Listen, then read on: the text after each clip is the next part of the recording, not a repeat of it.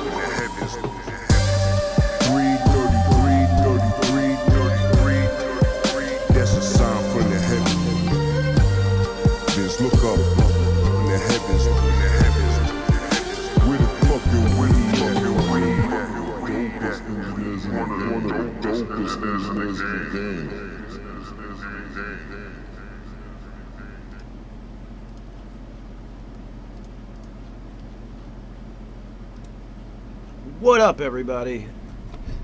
Yeah, I made it on time. And if you know anything about me, and you know Tuesdays, you know I'm fresh off the golf course. Literally. I have not even eaten yet. So, I imagine that Carrie will be joining us shortly. I don't know if Roger Harper is jumping in tonight. And who knows what in the fuck Nice is doing. I don't even know which team we're breaking down tonight. Yeah, literally fresh off the golf course. So, what up, everybody? Welcome to Gray Matter. Here we talk about sports and smoke weed. Realistically, we talk about the NFL and smoke weed. But it's the off season, so you know we will mention some things. Been talking a lot about track and field lately, for some fucking reason. So anyway, until one of my esteemed co-hosts decides to pop in, I'm going to play some music and I'm going to eat some food. You're not going to watch me do that, though. That's fucking stupid. What can I play?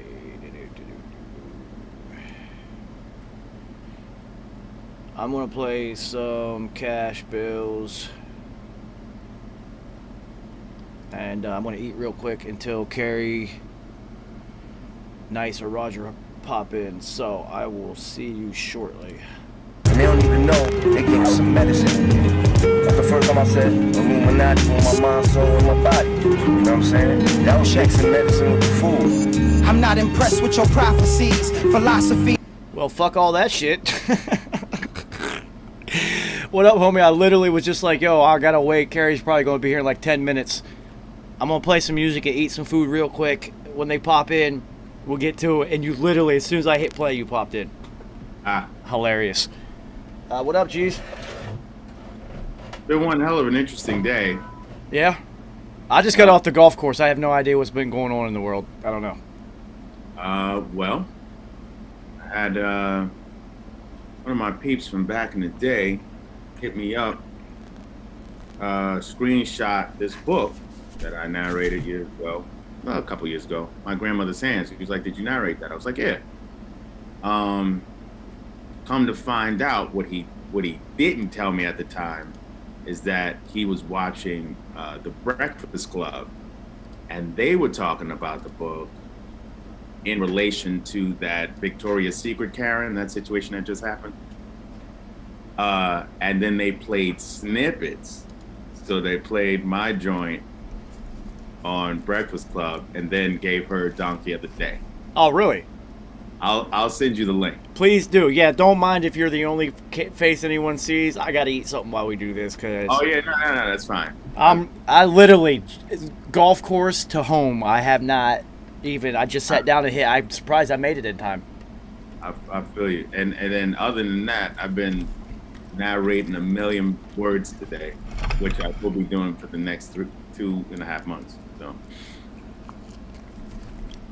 Well, I don't envy that second part. Yeah. Sure. Been there, done that before. A lot of stories to tell.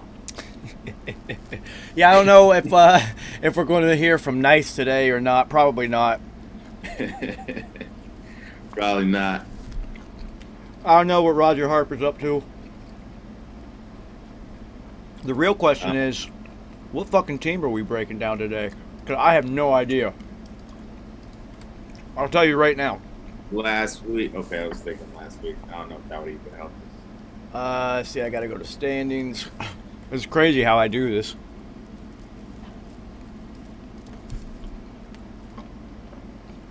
So obviously, sports headlines for the week so far outside of football. It's what we always do first. Yeah. Biggest one's Conor McGregor getting his leg snapped in half. Yeah, and he was still talking shit with his foot dangling like this. It just was dangling. And then Poirier knew, he saw it was broken, and he still was giving him the business. I was like, good. He should have.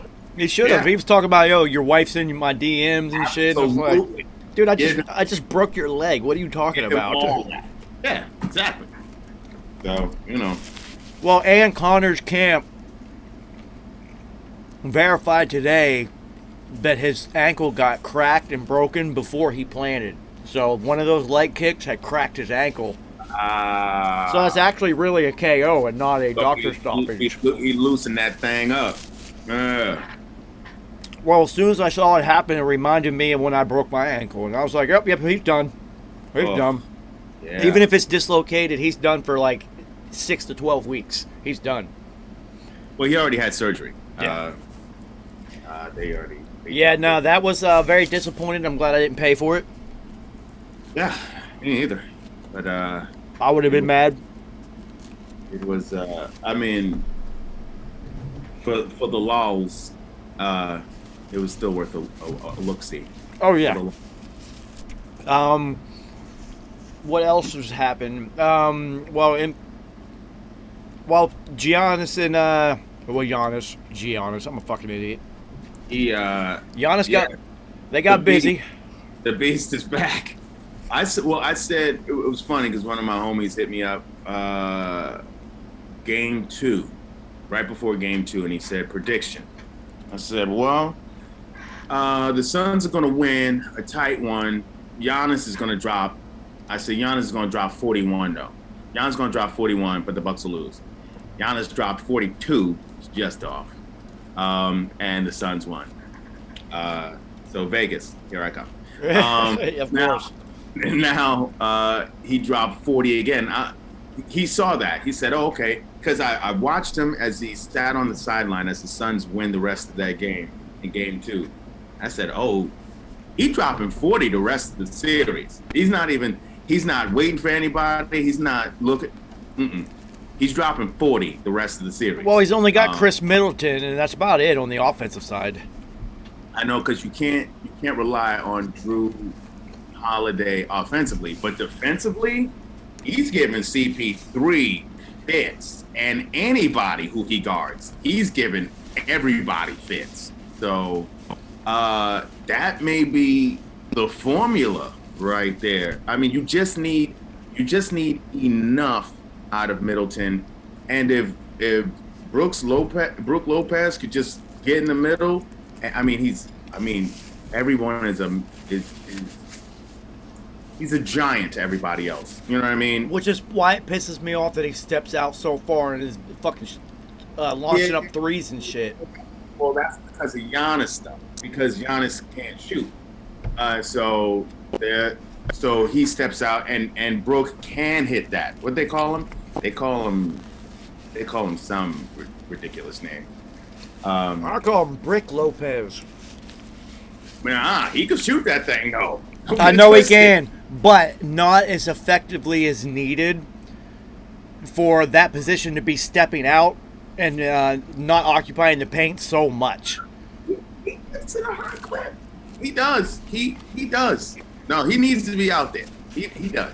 I mean, I wish he used his big body inside more. That's what I'm saying. Get underneath. You got a young kid in Ayton down there. You could actually school down there. Hey, Roger Harper in here. Let's go. That's also coaching, though. Yeah. Because they need to have more sets with him and Giannis both down there. And, I mean, the Suns a little team. Roger Harper, what up, homie? Yeah. What up, homie? What up, Kerry? It's good. You know, we're both pulling for the Suns, but if the Bucks played right, if they used all their size, they would handle business. And the way Drew Holiday's playing on CP3, yeah.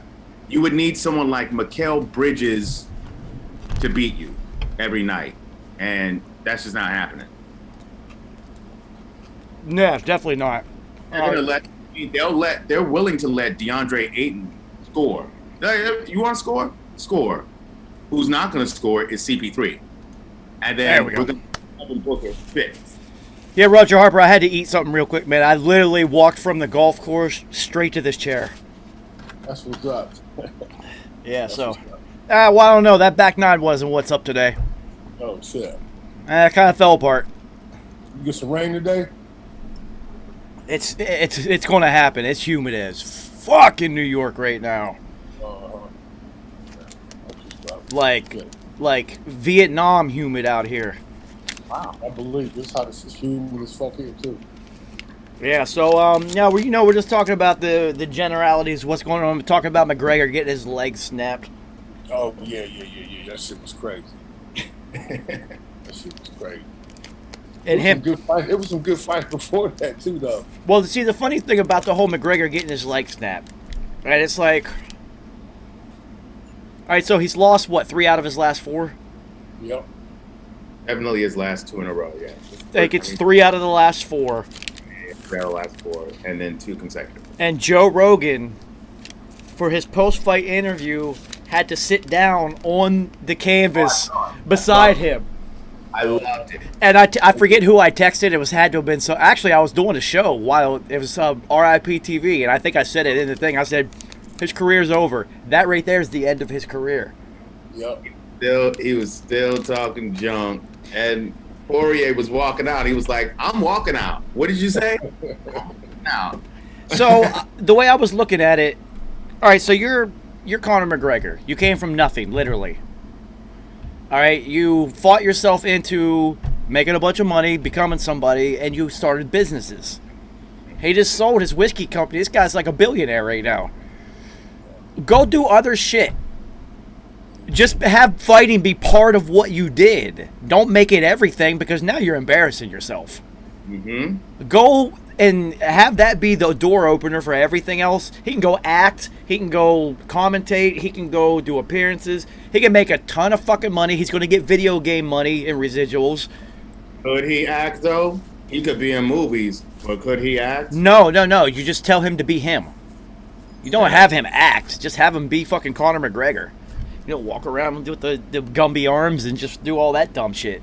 I mean, sure, if he's always the villain and always gets blowed up. I mean, do you think Eminem could act, or was 8 Mile, was he just being himself? I mean, that was his story, though, and I mean, you know. It was literally him. Yeah, no doubt. But it was interesting. Yeah, so... No, he, a fantastic job of playing yourself. That was incredible. Way to be you, homie. Yeah. Riveting performance. But... No, but Conor, it's like literally, dude. It's like, all right, go do some other shit. Like, you're huge. You're a mega star. You don't have to do that, because you're actually going to end up tainting your brand and your image by just keep taking losses. And it's already there. Yeah. Like, early on, I was with all the Conor McGregor nonsense. Now I'm just like, got your shit broke. I mean, that's karma at its finest, though. All that shit, dude. Throwing all those garbage cans at people. Yup. Smacking an elderly dude because he didn't want to drink your proper 12. Yup.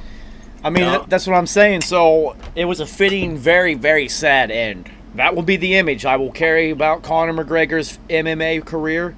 will be Joe Rogan sitting down on the fucking canvas interviewing you. The guy, he didn't lean down, he sat down beside you, dude. I mean, it would have been funnier if he did just took one knee. Crazy. Right next to him, everybody was talking about that. Like, now talk to me, son. Yeah, definitely stay above him, and look down. Keep that dynamic. Down with him, I would have took a knee, maybe. That's the best I could have did for him. I wouldn't have. I would have leaned over at the waist. No, I would have leaned over at the waist like he's a child and he just he bumped his knee. And I would have leaned over like this and been like, are you okay? Or maybe you just flopped the mic down to him. There you go. Nah, because you can't give him the mic. You saw what he was doing. Yeah, your wife is in my DMs. You just got your leg broke. Shut the fuck up. Yeah, what a circus. Yeah, complete and total circus. No fans at the Olympics. Yeah, Exactly. That corona, that third case, that third was. I don't even know. Yeah, whatever. We're on. They done ran out of numbers and they're giving it fucking sorority and fraternity. The Greek alphabet. I was about to say we had Delta now. Watch for Sigma, Omega. Also, I was talking to Pete's wife the other day, and we were talking about this, and I told her, you know what's coming next, don't you? I said the Kappa strain is coming, and it's only going to affect black people. She's like, yo, you are so stupid. I'm like, don't think they aren't working on that. They're going to name it Kappa. They have to.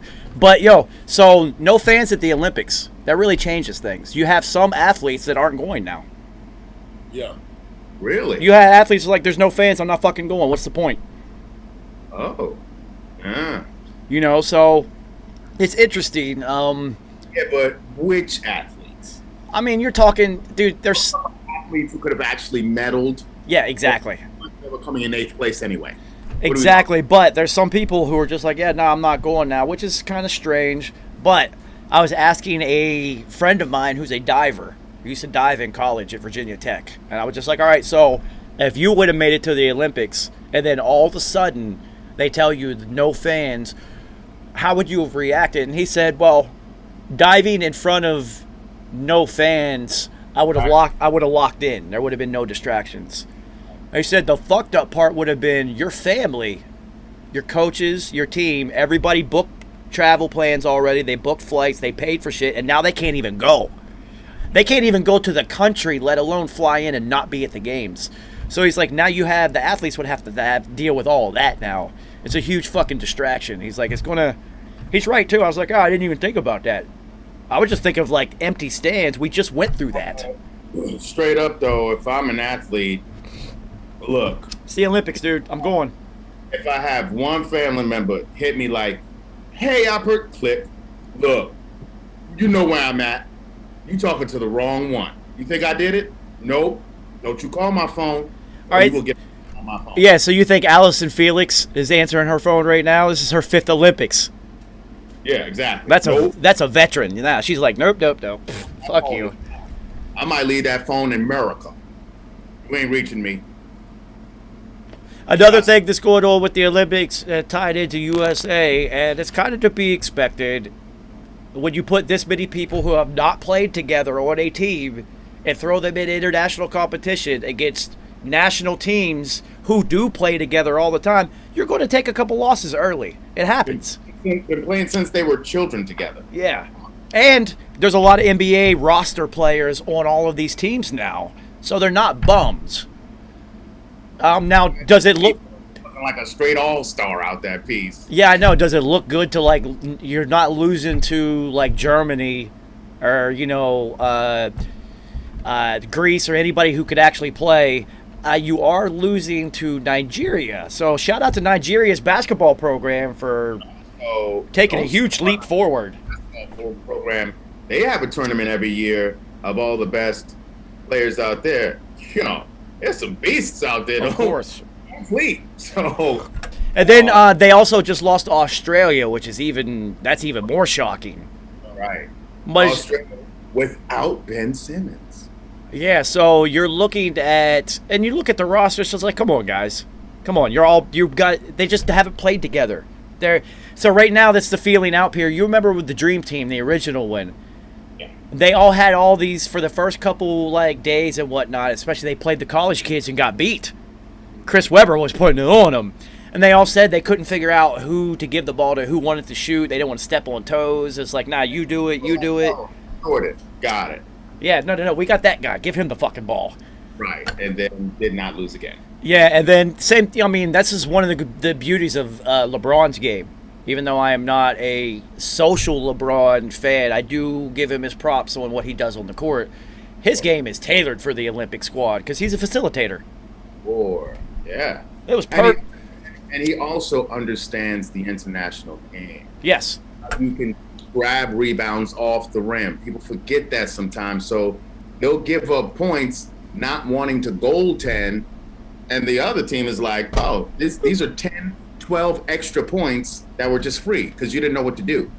So, and that makes a difference. Huge difference. So there's going to be, I mean, are they going to win gold? It might not look like it because the last. You have Spain. Man, you got some heavyweight teams. All right, so traditionally, the last two teams that Pop was the head coach of and not Coach K, they did not win gold. Very odd. Just an odd little stat that they threw out this morning before I went and played. I was like, fuck. When they say shit like that, it usually happens again. I wouldn't be shocked if they lose. And then I also wouldn't be shocked if they put it together and make a run and win because they're the best basketball players on the planet. They should. Yeah, I mean, you still also like let's look at the roster, but then you still got KD. You still got, you know what I mean, and you got a lot of young gunners. You got Dame times on there. You got Dame. I mean, I don't know the whole time. I mean, you got Deb Booker, Middleton. I mean, the other part of it too is you had some players who just came off a season. They're just like, and this was an exhibition game, and they played with an exhibition mind state. You also have a few players who are still playing. Exactly. Middleton and Booker. I don't know if Chris Paul's going to be on the squad this year. I don't know if he. I don't think so. It would either way. It wouldn't surprise me. He's been to a bunch of them. He's won a couple of golds. I know he's definitely more focused on this first ring opportunity. Or now, if he goes and wins, I think he might join it and go get a gold too, double up in the same year, solidify that Hall of Fame career. Listen, they should have hit Melo up. Basketball wise, he's our greatest Olympian. He would have loved it too because he's not doing anything right now. Yeah, and he still needs to add to his resume to make it like instant Hall of Fame. Like, yes, your first ballot, shit like that. Which, I mean, you're talking about a top 10 all-time scorer. I know, but you know how they are, Kerry. These voters, especially the older generation who are still voting, they still are holding on to their old ways of you have to get chips and shit like that. So we will see. I wonder, Coach K is not involved with Team USA anymore, is he? Well, he's not going to be involved with basketball. That's what I'm saying. So he's done. He was a great international coach, though. They did.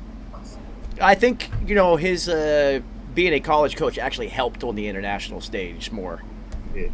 Yes, it did. And then having, team turnover at Duke, one and dones all the time, or two and done, bringing in players who haven't necessarily played together and getting them on the same page quickly. He's really good at that already. So, in terms of college coaches who automatically get respect from NBA players, it's Coach K, dude. That's above everyone. Kobe was like, I can't wait to get coached by him. It's the only other one that anybody would ever put ahead of him would be Wooden, because it's Wooden, But yeah, it's Coach K, dude. So they'll get it together. I'm not really worried about it. I am still hyped for the Olympics. It's still the Olympics. You get to see athletes make their dreams come true, which is one of my favorite things, is to see that moment of victory when they think of all the shit it took to get to that moment, and then, it's fucking dope. But there very much so is. They will miss, especially the sprinters and the jumpers. If you feed off, especially if you're coming back, you're running, because I did the 4 and all that, and that's a race you can definitely make a nice little comeback in. When you are hitting that back stretch and you are eating track up, and the audience sees it, they just go, ooh, and you hear that, and it just gives you extra juice I don't. There's some athletes that really truly need that. Like we've seen post bubble basketball, and we see some players who have played way better in front of crowds than they did with just it was just like practice. All right, so it's twofold. When I think of Olympics being former track athletes, you instantly think of track and field, summer games, instantly. All right, so I thought about those things. Not having the crowd there for sprints, for the field events, like the finals especially, pole vault. Everyone stops at the final of the pole vault to watch that shit. So long jump is early, everyone stops. And especially it's the Olympics, so gold medal events are done singularly, so everyone can watch it. So you don't have the crowd, and like Kerry said, the 4, the 2 if you have a late kick, any relays, anything like that where you need to feed off the crowd. Or if you are ahead and you got somebody eating up space, you need the crowd to yell to tell you they're back there. You like, because you hear that, you're like, oh shit, I better keep going. Exactly. So, and then the other thing that I was going to bring up, the opposite side of that, the team sports. So you have international teams, and especially the American players, who went through the Rona year and now have experienced having crowds again. And now you're going to go play and take them away again. It's going to be very deflating. Because they're like, it's just, oh man, we was just playing, it was fucking rocking in that stadium. There's also that thing where now they've had the experience. Okay, this is how we got to lock in. This is not our first rodeo. It's all comes down to coaching. Yeah. Coaching and leadership. It's going to be coaching and leadership again. Right message. I'd be like, we've done this. What are we talking about? We've done this is coach. Yeah, for sure. They've been there, experienced that, not no crowd, so they should be able to handle it. It might be to their advantage, you know? Yeah. It could be. So it's going to be weird as a spectator too, because like so for the NBA, the NFL especially, they had to pump in fake crowd noise for the broadcast because when you watched it silent, it was so weird people didn't want to watch it. So are they going to do that with the Olympics too? Right. It was like watching the stadium broadcast. Yeah, exactly. Wow. That's it. Oh, I love the one stadium. There was a stadium early on that still had the PA announcer, and he was like still doing his thing, and there was literally no one there. Right. Yeah, that shit is weird. Yeah, so it's going to be interesting. We're only a couple weeks away. What, like 13 days or something like that? It's the 13th. Yeah, I think the 26th is the first event or something like that. So we're pretty close. It's going to be interesting. I do feel for all the families and all the teams, the country, all the logistics that were taken care of that are now done. It's done. So then you also have to wonder how many events or athletes are now, when they're over there, since they're going to be tested daily, probably twice, are going to end up having to be test positive, false positive, whatever, and have to like go home. So say somebody in the village tests positive, now what, they shutting everybody out? Like, it's really interesting. These are Olympic athletes. Even if they test positive, fuck it. Let them do the event and then go home and deal with the shit. Been doing this for 2 fucking years. Just let them run. Not gonna happen. No, of course not. Of course not. Japan, the Japanese people actually voted to not even host the Olympics. Wow. The ruling parties and whatnot wanted to because they were opening back up. It was going to be a huge revenue boost. And now, no fans, no tourists, no nothing. You think of all the vendors that got prepared for this that now can't go. Yeah. This is a huge hit for a lot of fucking people, a lot of businesses, a lot of the reporters that aren't going to be able to go now.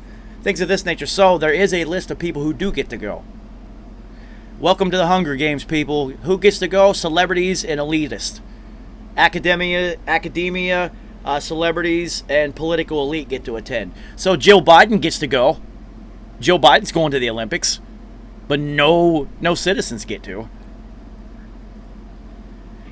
Welcome to the Hunger Games, everybody. It's them versus us. So, I'm still gonna watch. I'm not gonna watch as much though. You know, it's the Olympics. You kind of just turn it on and watch whatever. Yeah. And be like, oh fuck, fencing's on. Let me watch this shit real quick. Like, whose storyline are you following? Like the 17-year-old kid who made it to the 200. Yeah. I'm in. See how he does. I mean, the women's sprints, I don't give a shit about. Yeah, who cares anymore? Simone Biles, you want to watch her go dominate, of course. That'll be fun. Let's go see if she does something that nobody's ever done before. Again. You know, things like that. You'll watch basketball because it's the NBA players. I like Jason Tatum, so I'm gonna watch. Yeah, I'm gonna wait till it gets to the medal round. Honestly, I just these games have to mean something. I'm going to wait until the medal round for any of it now. Yeah, that's what I'm saying. I'm not going to be locked in like, oh shit, let me early rounds of the sprints. Let me see if some of these people can get in there. It's not happening anymore. So, I would use literally, dude. I've watched diving before. Yeah. Like whatever comes on, if you're like, oh shit, let's watch this. I'm not gonna watch that shit right now. I'm completely uninterested. There's even the swimming. All right, so swimming, the crowd is very important to let you know who is where, because you can't fucking see, you can't hear, it's just you going forward. So they will tell you, the crowd, when they make that turn to breathe, that's kind of how they figure out where people are at. No crowd. It's completely different. So weird. So fucking weird. So let me see what else is going on in the world of sports. All-Star game tonight. Pete Alonso won the home run derby. Shout out Queens. Otani got beat in the first round, which is like they hyped it up, but they also went into sudden death, and it was 32-31 for fuck's sake. Like he still put in warm-ups, he almost hit one out of the stadium in warm-ups. You can check it. You can watch it. It's ridiculous, dude. He hit the very, very top of Coors Field at the top, and it bounced back in. I'm not sure if people really realize what they're seeing right now. No, because he's hitting 500-foot home runs, and then he started the All-Star game as a pitcher. This is Babe Ruth again. It's just and he's just getting warm. So just to think about that, he could get better. It's it's something special. Yeah, this is literally like year one in the major league. So he's 24, I think, which is like a baby in baseball. And he really hasn't had much protection in the lineup because Mike Trout been out. Yeah, and they traded Pujols. Yep. So yeah, this is interesting.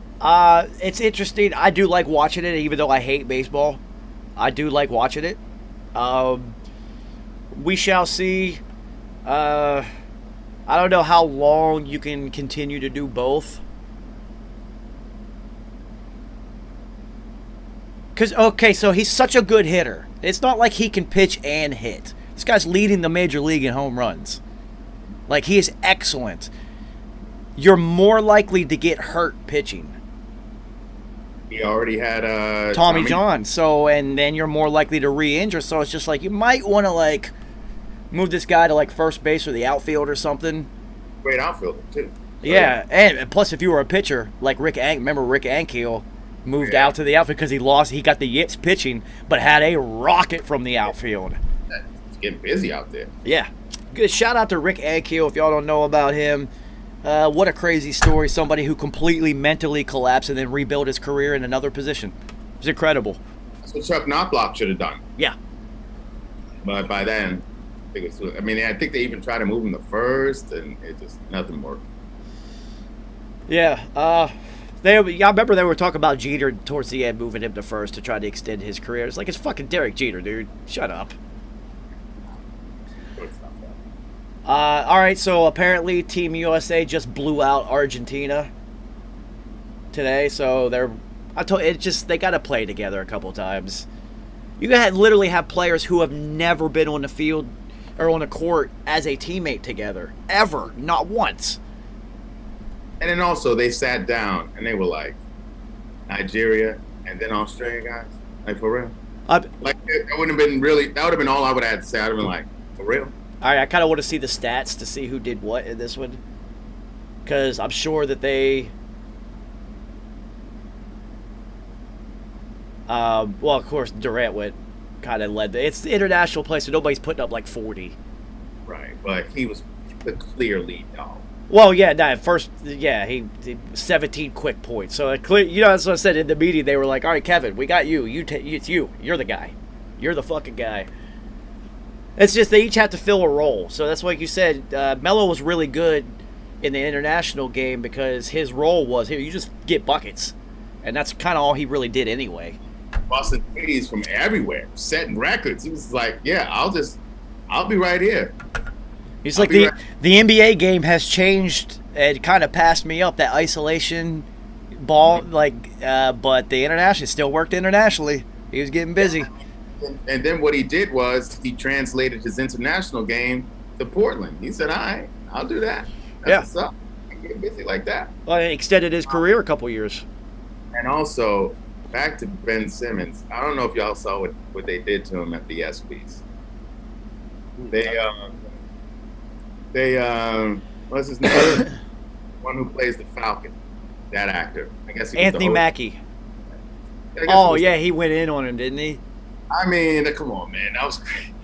That was crazy. It was like the Habitat for Humanity. It was like, Ben Simmons, with all the bricks he put up during the playoffs, there's so many houses for Habitat for Humanity. Damn.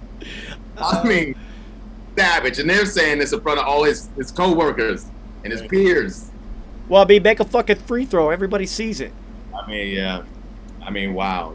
Dude, he was afraid to shoot when it mattered. Afraid. He deserves all that. Cats, I know some cats in the park right now. They were like, man, if that would have been me, seriously, they would have put buckets up. Kerry, I know people personally that if that close to the rim, they would have windmilled that. Right. Like, he was right there, and he's 6'9". Spud would have dunked that from that distance. There's players who would have waited for that defender to get in front of them so they can dunk on them to make a statement. I know. You know, so. I mean, in a show of maybe I actually do give a shit about my career. He didn't go to the Olympics, chose to stay so he could work on his game. He needs to. I think that was the only move, really, honestly. Yeah, he has to. That was a fail. The playoffs were an extreme step back for him. But I mean, I'm glad that he did the right thing.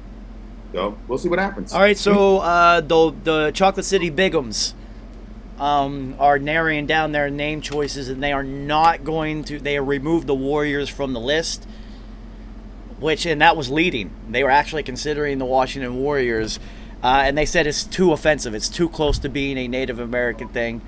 It's just like they don't really own the rights to the term warrior. It's like, but I get it. There's a million other things they could pick. Coming right off that last name. Yeah, it's not gonna happen. They have stated they are going to keep the same colors. They should. I mean, a rebrand could be nice, but I mean, it's not like those colors suck. No. So what this does is gives us hope, because the Warriors was the leading name. I think the Red Wolves will now be leading the charge. Because it's awesome. The Washington Red Wolves, are you fucking kidding me? It's incredible. But I don't know if they want red or any sort of warrior, hawk, buffalo, the totem. You don't want anything. So you could just call it the Wolves then, the Washington Wolves, because then the whole thing we already talked about, it markets itself. It's the Wolf Pack. You have the stadium guy play a wolf fucking howl that gets everybody hyped and shit. Like, it's dope, man. It's dope. It would be dope. But this is the Chocolate City Bigums we're talking about, and we all know they're just going to fuck this up. It's going to be something stupid. It could be the Washington Pipes. If you know your city history, you know exactly. That's a good one. It's getting hot in the stadium. I know your history.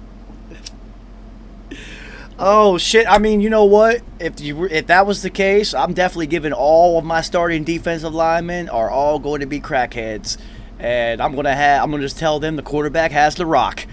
Tyrone Biggums is my defensive line coach. Listen, you are not going to be able to stop a crackhead from getting to the quarterback if he thinks he's got a rock. I don't care which linemen are in front of him. Roger Harper, it don't matter. That crackhead's strength is unmatched. Yeah, boy. That shit crazy. No news on the Aaron Rodgers front, right? No, so he did just play in 2 golf tournaments, though. They had the celebrity one out in Tahoe that they do every year. It's all celebrities and basically football players. And then he just played in the match with Phil Mickelson and Bryson and Tom. Is he gonna pull a straight hand and then come back the last possible second? I don't think you can as a quarterback. I think you need to be there to start the season. You can't just come back in. So all signs are pointing, since it's this late into it, that he's going to go back. Right. So that's what I'm saying. I think he's just waiting to the last minute. You know what he's doing? They forced his hand. He's not doing this on purpose. Right. But he literally learned from the master. Do you think football was the only thing he'd learned from Brett Favre? Oh, right. No, he learned the game. Oh, yeah. He learned from the master of playing this situation. So, well, because before Rodgers, it wasn't truly a backup that scared Brett. None. I mean, you had Brunette eventually got better in his career, but it would take a while. No one knew Kurt Warner was going to do that. Ty Detmer had a game or two, but he was you know what's funny is everyone forgets about his brother who actually played better than him in Philadelphia. Coy Detmer Coy from he got that stupid beard that nobody liked. He looked like a hobo. Yeah, Nobody but his rookie year in Philly, he played okay because I liked him because he played at Colorado. Yeah, Coy Detmer was wiry. Yeah. I mean, and he had what they call moxie. Yeah, well, he also had a dope first name, Coy. That shit was ill. Like a little fish. But so now we got Aaron Rodgers. I bet you him and Brett Favre have conversations about this shit. Brett's like, listen here, homie. I did this like 8 seasons in a row. I know this is exactly how you do this. And probably if you want to, end up finishing out your career. Because honestly, I don't see Aaron Rodgers with Jeopardy being there and something he really likes to do. And he's about to get married. He's probably going to start having kids and shit. I don't see him playing that many more years anyway. Right. His motivations are different than Tom's. Yeah. And he also knows even at this point there is no possible way for him to surpass Tom in the pantheon of all-time greats as far as achievements. So it's like, all right.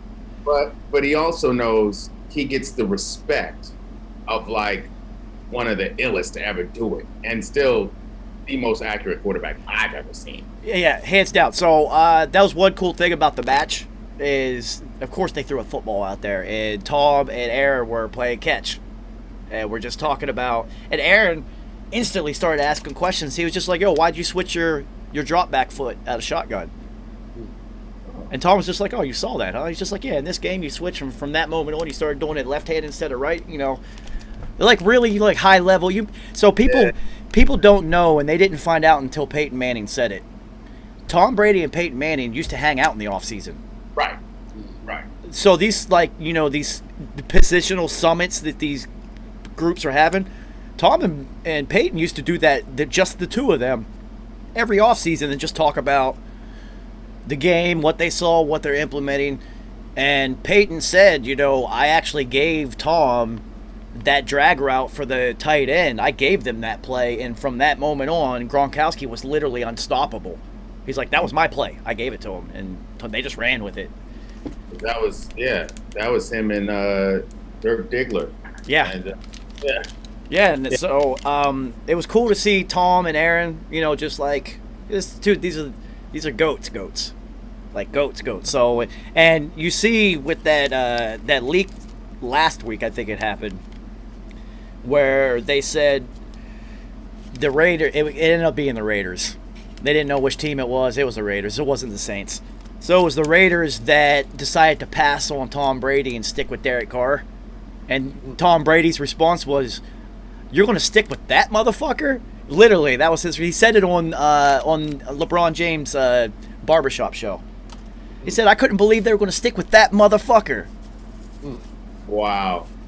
And they thought it was the Saints and Drew Brees, and everyone's like, and I was like, nah, Tom and Drew have respect. He was thinking about going to Vegas? Well, I mean, honestly, so what it came down to is there weren't that many teams that were actually interested.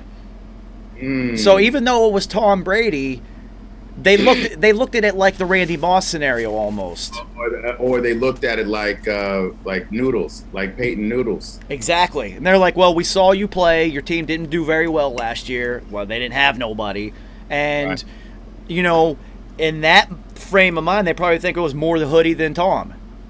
So there was actually only 2 or 3 teams that were like kicking the tires on Tom. And some of them backed out, and the Raiders backed out at the end. Wow. And I bet Bruce Arians could not be happier. Right. And so now, to make up for it, now Gruden got 100 safeties on his team. He got 100. He got 100 safeties. But so here's my question. I know you guys remember Michael Jordan ruining Muggsy Bogues' career with one statement. Shoot it, you fucking midget. Muggsy even said it. When Mike said that to me, I was done.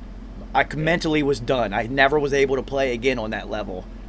He stopped really shooting. Muggsy Bogues used to shoot. Yeah. He really, then they got to the playoffs, it was getting late in, and it was him and Grandmama and Alonzo. He just wasn't shooting. And Mike He was left him always open. He left him open. He said, shoot it, you fucking midget. And they broke him. They also did the same thing to Avery Johnson, but then Avery Johnson did shoot that thing. Yeah. So my question is, does Derek Carr, is he done? Did Tom Brady just ruin Derek Carr? Did he put the final nail in the coffin? No, I think Derek Carr will go to his local church, hit those knees, just ask for guidance. I mean, because you just had the GOAT of all GOATs. Everyone knows it. It's universally after that last season. All right, it's him. You just had the GOAT just say, you're going to stick with that motherfucker? He also has a head coach who doesn't like him.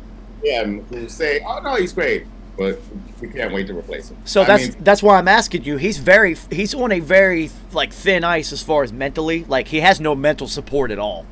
And now you have the GOAT not being like, oh yeah, he can play. The kids, I like his game. Nah, that motherfucker. I think he's stronger than that, and I'll tell you why. Because he also saw what his older brother went through with the Texans and how he got literally destroyed. I hope the Raiders play the Bucs this year, so that Derek and Tom can have to look at each other and shake hands before the game. I love it.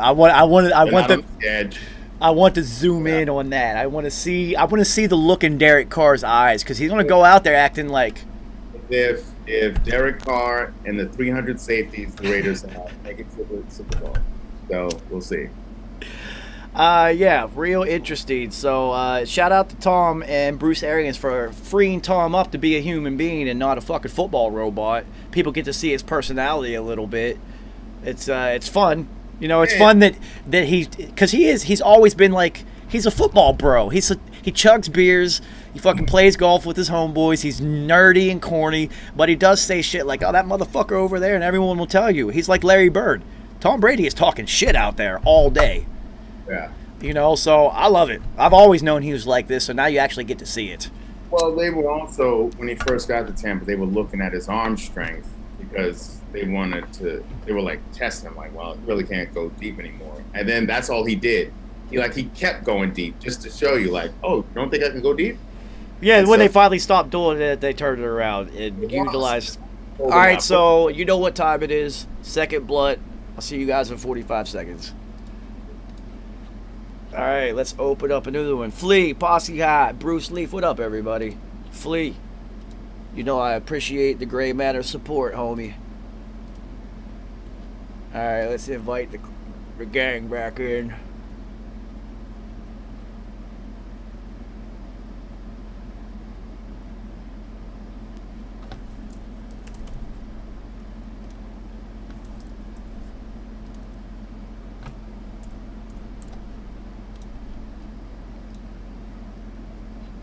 We'll see who pops in first. It's always a race. It's usually Carrie.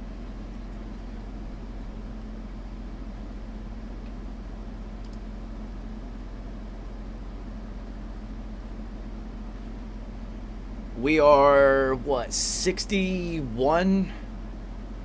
62. 63.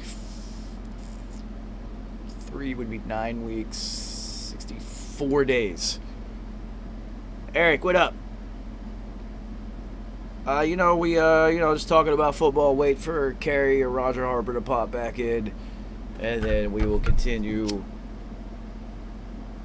to eviscerate bad sports. We only got 64. It's Kerry, always. 64 days left till kickoff. How many? 64. Kickoff is on Thursday, so we got 9 weeks and 2 days. So technically 65. I should just be done with all my projects by then. Maybe. Yeah, I'm super hyped, dude.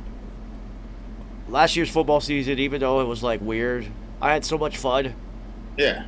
Because I'm telling you, it was the first time in 20 years that I just watched football and not just was all in on Patriots at all times. Nothing else mattered. It was liberating. A different feel. It was fun, and then that allowed me to play fantasy. Me to play fantasy for the first time. Because I told you for fucking the last 12 years or however long I've known you, I'm only going to pick all Patriots players if I do that, because that's what type of fan I am. I'm not doing this shit. So that one year when they literally blew every NFL record out of the books, you actually probably would have won with that season if you would have just took Patriots players. I mean, if you had Brady and Moss and and then Welker with his 130 some catches and all this. Oh yeah, you would have got busy. Dude, just stupid numbers. Then you could get Ben Watson for cheap, as a tight end. So you could get Kevin Falk, like whatever, didn't matter. That's what I'm saying. So yeah, that would have been fun. But it was really fun, especially watching the kid play, watching Herbert play, and now like knowing that everyone's like, oh my, no, he's ready. He's ready to step forward, and which is, how do you step forward after that? Mm-hmm. How do you what do you win an MVP? Like Jesus. Well, now you win all those close games. Yeah, exactly. You close them out. You you make the playoffs, or at least get close. But since they expanded playoffs, you kind of have to make the playoffs. Like, you gotta make it now. And if you close those games out, they went in the playoffs last year if they closed those games out. Yeah. Yeah. I mean, you've got Kansas City in your division, so you basically have to just aim for a wild card anyway. Yeah. Especially since you're so young. New coach, second year for the rookie quarterback. First offseason going in knowing that he's the guy. I will say this. The way they built their offensive line, and then the couple of weapons they added. I mean... Oh, I'm excited, dude. Legitimately, they should be looking at taking down the Chiefs. Like, just because you got Patrick Mahomes and just because he's done these amazing things these first couple of years, so if they have to look at, if we are healthy, we have an X factor against the Chiefs. We got motherfucking Joey Bosa. Yeah. That guy is going to wreck shop all day. It makes things a little bit more difficult for that guy, which we've seen. That's kind of the only way that you really can slow that offense down. And this is what I'm talking about. Now, in all the years, almost 20 years that Brady played in the AFC East, which quarterback in the AFC East was scared of? Nobody challenged him in the AFC East. No. The only team that challenged him in the AFC East was the Jets for a couple years. Got good on defense. Yeah. Right. When they got good on defense, that's what happened. Yeah. Other than that, nothing. So if I'm Herbert and I see how good I am, I'm like, why can't I be the top dog in this division? Shit. Hell yeah. That's what I'm shooting for. All right, the other thing I wanted to talk about, you saw Stephen A. Smith. Two things about old Stephen A. hairline. One, this guy makes $12 million a year from ESPN. That is a lot of fucking money from ESPN. I mean, he's going like 13 shows. Right. Yeah, he's literally on everything at this point. And then he does soap operas on the side. The other thing, you heard what he said about Ohtani? I gave him money. You saw what he said about Ohtani? No, what did he say? He said that It's hurting baseball that its best player can't speak English. It's just like, why do you people keep saying dumb shit? Idiot. That's so stupid. So now he's going to spend the rest of the summer backtracking and apologizing and like having serious conversations with the camera and all that shit. How stupid. What he should have said is, this is actually a benefit on the international stage for baseball, that the face of Major League Baseball is an international player. I mean, are we also forgetting that for many years, the top baseball players out here were Dominican? Always. Dominican. Are we forgetting that? Ichiro instantly was a megastar. Right. Yes. Kerry, we live in New York. Again, he doesn't know what he's talking about. Stick to basketball, son. Like, yo, Kerry, we can't talk football. We live here. Do you not remember Matsui? Of course, Jesus, I remember Godzilla. Yes. Jesus Christ, he was an absolute megastar in New York. Even Hideo Nomo, when he first came, they were like all up Hideo Nomo's ass. So yeah, Stephen A. Smith was stupid Dumb. take. Dumb. Especially in the racial climate that we're in right now. What an idiot. You can play. Yeah. So if you're a black player and you go overseas because you couldn't make it to the NBA and you're the best player on the team out there, a la Stephon Marbury. I was just about to say Marbury. In China, and they put a statue up. Was it bad for Chinese basketball that he was their best player, and there's a statue of him now, and there's a library of him out there, like a museum of him out there now? Is that bad? No, it's ridiculous. All right, so the other thing let's talk about before we get into the team we're breaking down this week, Miami Dolphins. I had no idea until I literally went live and looked it up. So the only other thing that we can really talk about, and this is a rarity, I never watched this shit. I actually watched soccer the other day. All right. Well, it was the Euro Cup, and it was like a big fucking deal. And England was in it for the first time in like a million years. So you like to see teams break curses and things like that. Soccer fucking sucks, dude. That shit sucks.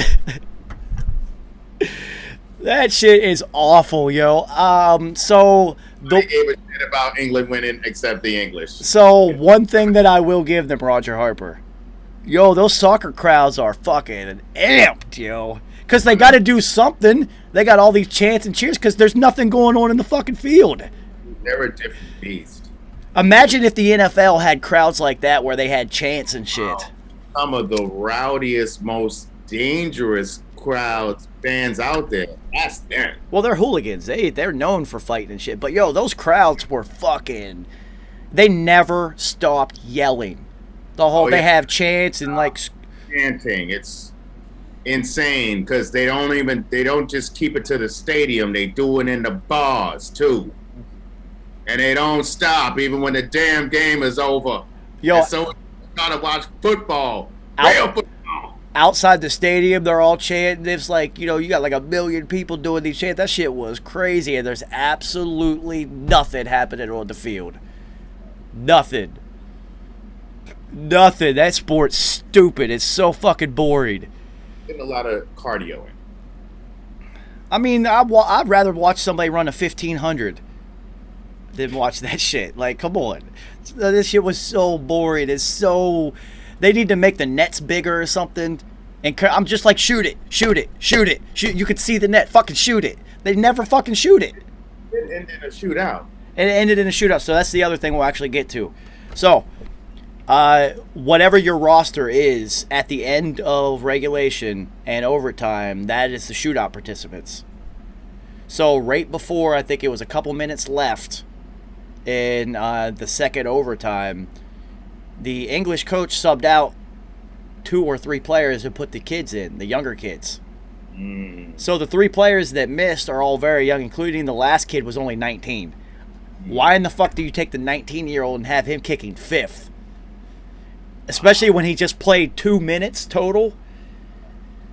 Questionable decision. Now, he did say he wanted to get them in because he couldn't put them in with, like, say, 10 minutes left in overtime because he felt that they probably might have given up a goal because they're not that strong on defense.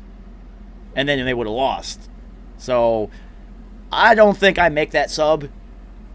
I just take the guys who were in there, in the flow.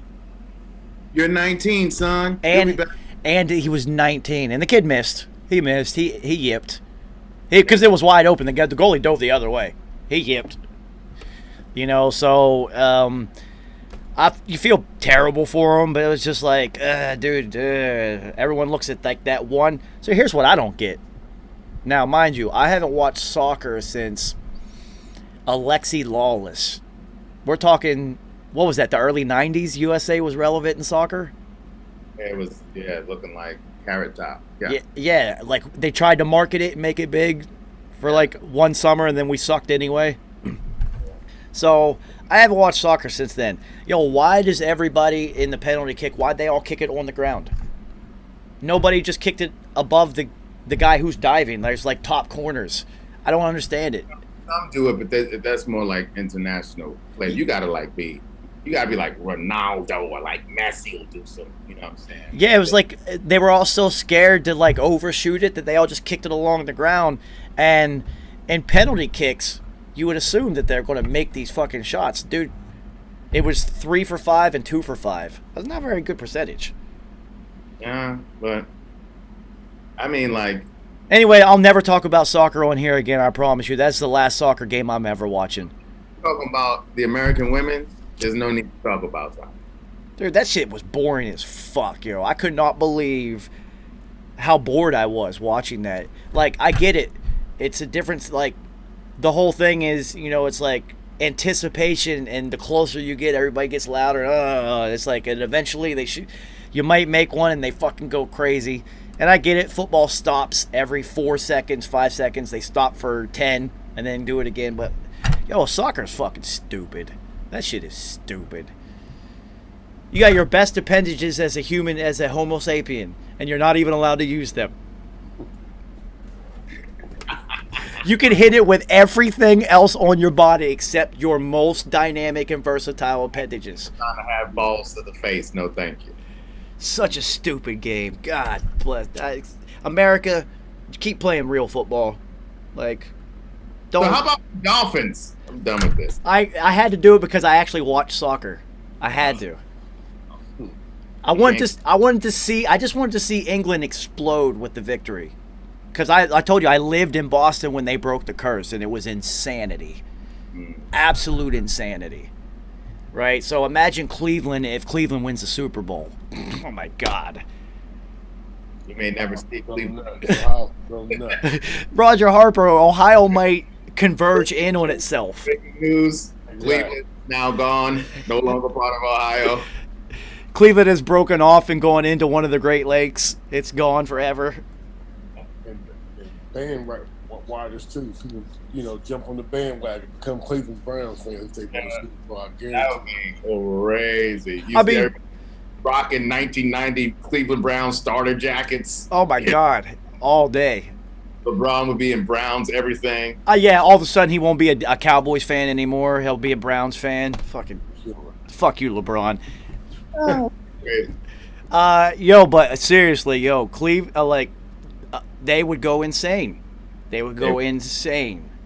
I would rather it happen for Cleveland rather than England. Yeah, of course. Well, I'm a huge Baker Mayfield fan too, so I want to see it happen because people still question on whether this guy can play football or not. It's like, really? You're not seeing? Now the major question is, how is he going to play now that Odell is back? He should play exactly the way he played at the end of the year when Odell was out. Now you just have another receiver who's going to be open. Maybe he's open a little bit more often. Well, actually, your other receivers are actually going to be even more open now. Exactly. Because you have to focus on that guy. I told you that I hope that they don't lose. I thought that they might, and they didn't. Man, keeping Higgins now that OBJ, Higgins should get busy. Yes. Big third down numbers from Higgins because Baker trusts him. I know. So, and that's huge. That's huge. Because that means third down and big-time catches, red zone. That's your guy. You're going to him. Higgins should have at least like 8 touchdowns this season. Like, He should be touching like 800. Easy. So you also had the benefit. There's really only 2 teams in the league that can do this. Possibly Indianapolis, but their running backs are a little bit more versatile. Right. In Cleveland, you have a run-based offense that is also going to take pressure off of those receivers because you have to. They got 2 of them back there. There's 2 real ones back there. So, and they will run it on 3rd down. They don't give a fuck. Yes, they will. And I've seen them make it multiple times. Exactly. Yeah, because Kareem Hunt is incredible on 3rd down running the ball. Yeah. You know, and then Chubb is Rock right there. quietly maybe the 2nd best running back in football right now. Told you that's my dude right there. Very quietly behind Derrick Henry. I love it. He just goes to work. It's funny because Derrick Henry has now reached and everyone else territory. Yeah, Who's the best running back in the league? Well, that guy. Well, then there's everyone else. It's that guy now. I mean, you have like people who are like mad nice, but come on now. He's leaps. Chubb is the next best running back in the league. Now, it would be interesting to see what Chubb could achieve without Hunt back there, to where he was literally getting all of the touches, the numbers he would put up. But it's actually better for his career, longevity, and the team itself that they do this. All I know is this: Saquon got some work to do. Yeah. And I think that Kareem Hunt and Chubb like each other. It's not like they. Well, I mean, they're like, I think they're like legit boys. That's why I said they like each other, so there's no issues about carries and whatnot. They don't give a fuck. So that could actually last longer than one of them being like, nah, I got to go get mine, son. Yeah. You know, so, all right, Miami Dolphins. Clearly the biggest question is Tua. Everything centers around Tua's performance of what he is going to be able to do this year. This is year 2. There is no year 2. Sophomore slump is not allowed in the NFL anymore. You have to take leaps forward every year. So, because by the end of that 3rd year, they're looking to get draft picks. Because if you don't perform in that 4th year, you're done. Bye-bye. See ya. So, I mean, you're also in a division that's got Josh Allen balling and the Bills looking really good. And Josh Allen took a leap nobody saw coming. Yeah, huge leap forward. So now people are going to look at Tua and be like, well, you have to do that too now. Yeah. And the Dolphins do have a very solid roster around him. They picked up O-line. They got more weapons on the outside. Gesicki's got nice. Everyone loves Brian Flores as a coach. I'm talking the whole league likes this guy. So they have defense. Yeah, they situation. I like Myles Gaskins. I like that kid. But he was just a little banged up, and they didn't have a plan after him. No, they didn't. So you also have the Patriots that are not the same Patriots, but coming out of Patriots camp, Cam has said that he is healthy for the first time in 7 years.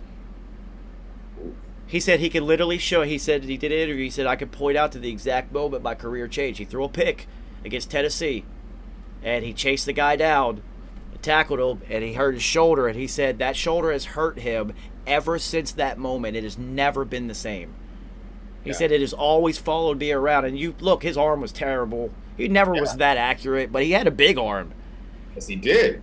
But you could see something was off. Something was off. Yep. So he says for the first time, and the Roni really hurt Cam a lot. Time. I kept saying that from the jump, and then we saw it happening. People weren't really buying into it, and I was like, "Are you for real?" And then they saw what happened to Myles Garrett, and they were like, "Oh, well, maybe that's what happened to Cam." No shit, duh. That's what we've been saying. So you now have the Patriots with a healthy Cam, is a different quarterback in this league because he is about 6'7", like 250 something. Yeah. That's a defensive end who plays quarterback. Be out there singing, "You must have forgot." Like, and you have a Patriots roster that is absolutely reloaded. Whole new roster. We'll buy everybody. And I think Josh McDaniels likes working with Cam. I just think they were so limited. There was not a ton they could do. So it was a lot of running plays. Well, this is something that he's never had. 20 years is Taub. Right. 1, 2, So 3, 1, 2, 3, 4, 5, or 7-step drop, and then that's it. So now they've had more time together. I think they're gonna be cooking up some more stuff. You're gonna see. I think, yeah, especially if Cam really truly is healthy like that. Hey, all right, I'll tell you, as a Patriots fan, any single time that Tom Brady broke the pocket and ran, you just literally were just like, please don't die. Like, what are you doing? You're the slowest human being in football. slow mo, everybody, straight up. Please, this isn't a 1-yard sneak. Don't die. Don't hurt yourself. Like, why? You know what? And you know what's funny about that?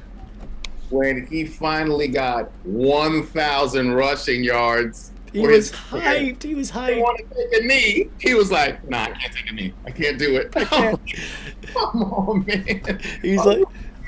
He's like, no, I can't go back below 1,000, man. I've been working for this my whole career. So that man got 1,000 yards in his rushing career, one QB sneak at a time. Straight up.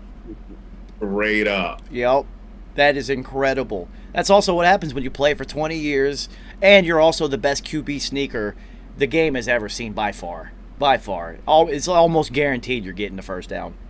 Who else was still good at it? There was a couple others that were pretty damn good at it. Cam was good at it because he's so fucking big.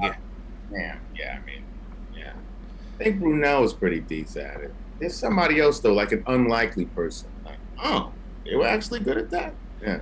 Yeah, Tom was excellent at it. He just always knew, him and his center were always on the same page, where to go. So, all right. Okay, fans, let's get back to the Dolphins. Well, that's what we were talking about is they might, if Tua really struggles, you could look at the Dolphins not even having an opportunity to get into one of those new wild card spots and missing the playoffs again. Yeah, if the Patriots do step it up, yeah. Yeah, so that's what I'm saying. This is kind of really is a make it or break it year for Tua.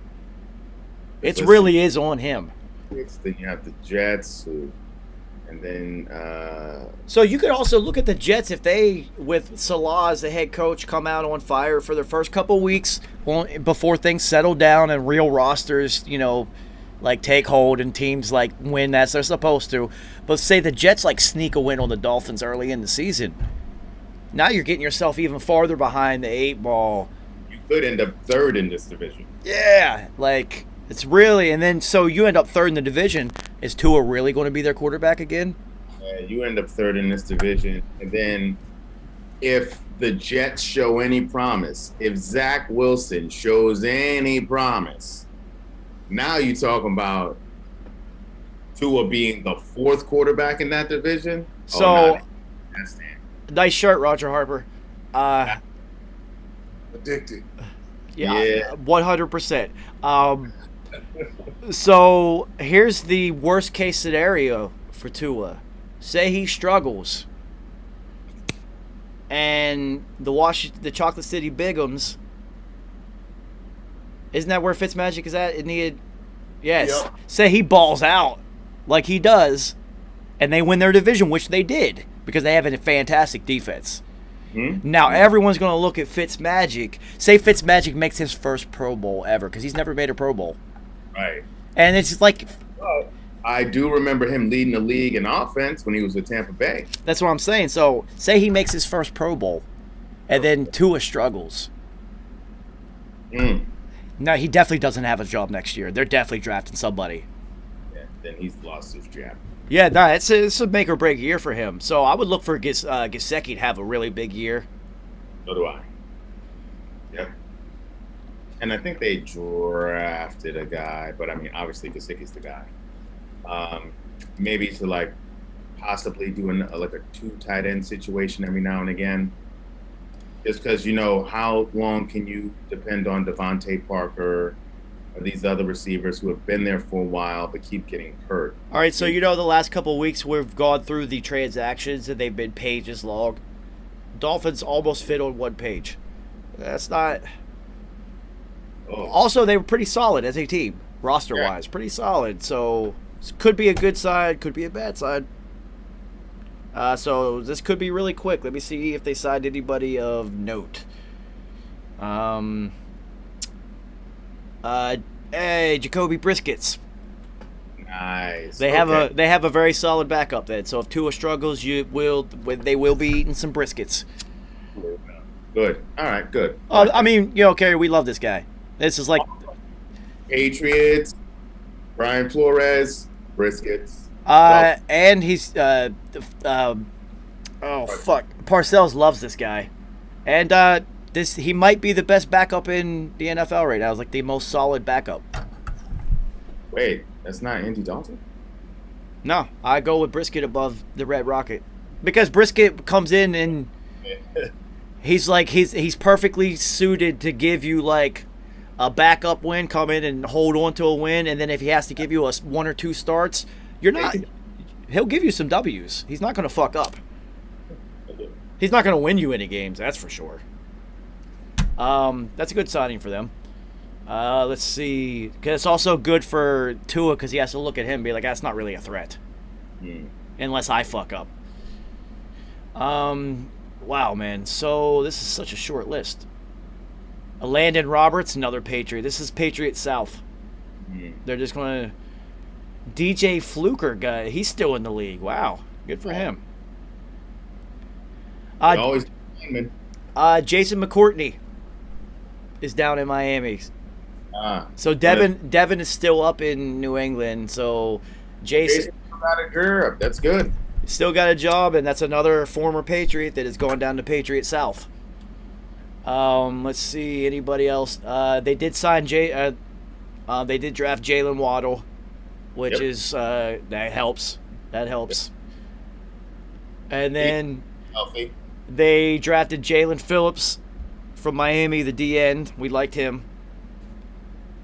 And then a couple of linemen. And that's it, dude. That's all their transactions. I told you, they not a whole lot of moves this offseason. Yeah. Front office did not do a lot. So let's go through the depth chart. Tua is your starter for now. And then you got Brisket, and then I never heard of their third quarterback, so he's not even an option. What's his name? Reed Sinnott. He's probably going to be in the Senate seat before it's all said and done. Very well done. Very well done. I was trying to do something with his name. I couldn't do it quick enough. Very well done. So they also signed Malcolm Brown as a running back. Okay. So that's Myles Gaskin and Malcolm Brown is now their backup. Okay. And they do still have Ahmed at running back as their third down running back now. Sylvan or Salvin. Salvin. They liked him because whenever they needed him, he was putting in numbers. Yeah. Because like you said, Gaskin kind of like... Yeah. He's their guy. He's their guy, but that Ahmed kid did come in. Yeah, he earned his snaps. Yeah, definitely. So Devontae Parker, the OG on the team, still there. Yep. Preston Williams. He had to play a full 16. Yeah. Preston Williams, we'll see what he does. Another big receiver with potential, but can't stay healthy. Yeah, so they get Will Fuller. So that comes from Patriots, the original Patriots South attempt, Bill O'Brien and whatnot. So funnel him over, but he's also suspended for the first 4 games, I believe. Yeah, that's right here. 4 games. 4 games. So very fast. Can't stay healthy though. Yeah. Can't stay healthy. Wow. Alan Hearns is on their team. Wow. I thought he disappeared off the map. Okay. Me too, because he was getting busy for a couple of years as a number 2 with from Chicago. Yeah, I can't remember the other dude. Yeah. I see his face. Yeah, me too, but he was the 2 option and he was kind of getting busy. Made Blake Bortles look like a decent QB at times. Yeah, I can't remember that receiver's name, but yeah, we get it. But no, that was like it was a little kind of exciting young tandem down there, and he was getting busy. Robinson. Yeah, Allen Robinson. It was the Allens. It's an Allen connection. Yeah, I couldn't remember Robinson at all. Shout out. No, I'm good.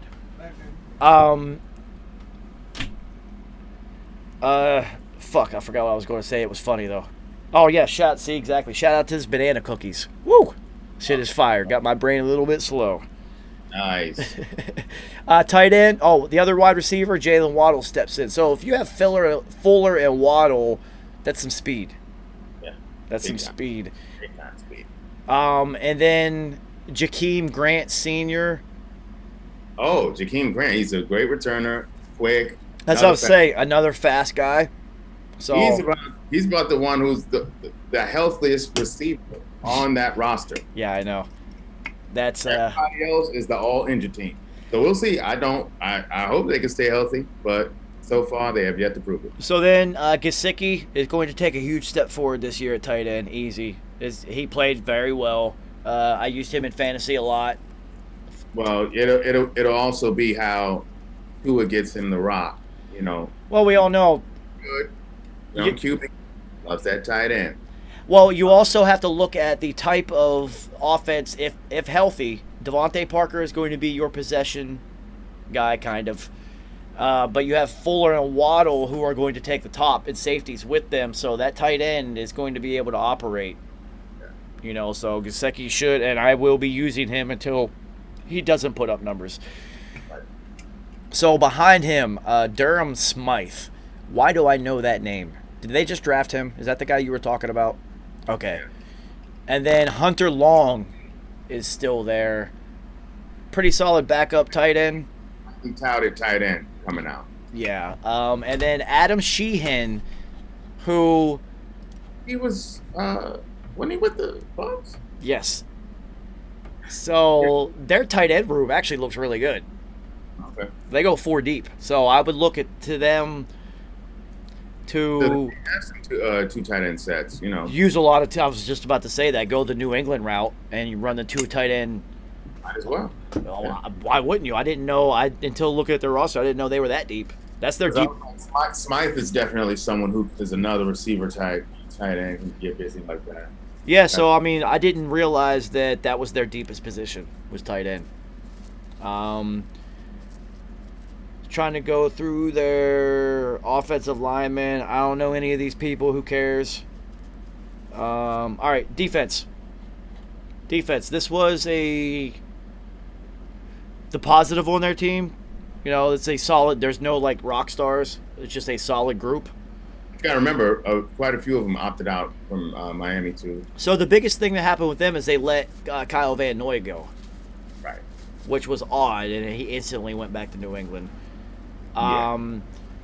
Interesting. Wilkins, though, Christian Wilkins is a stud.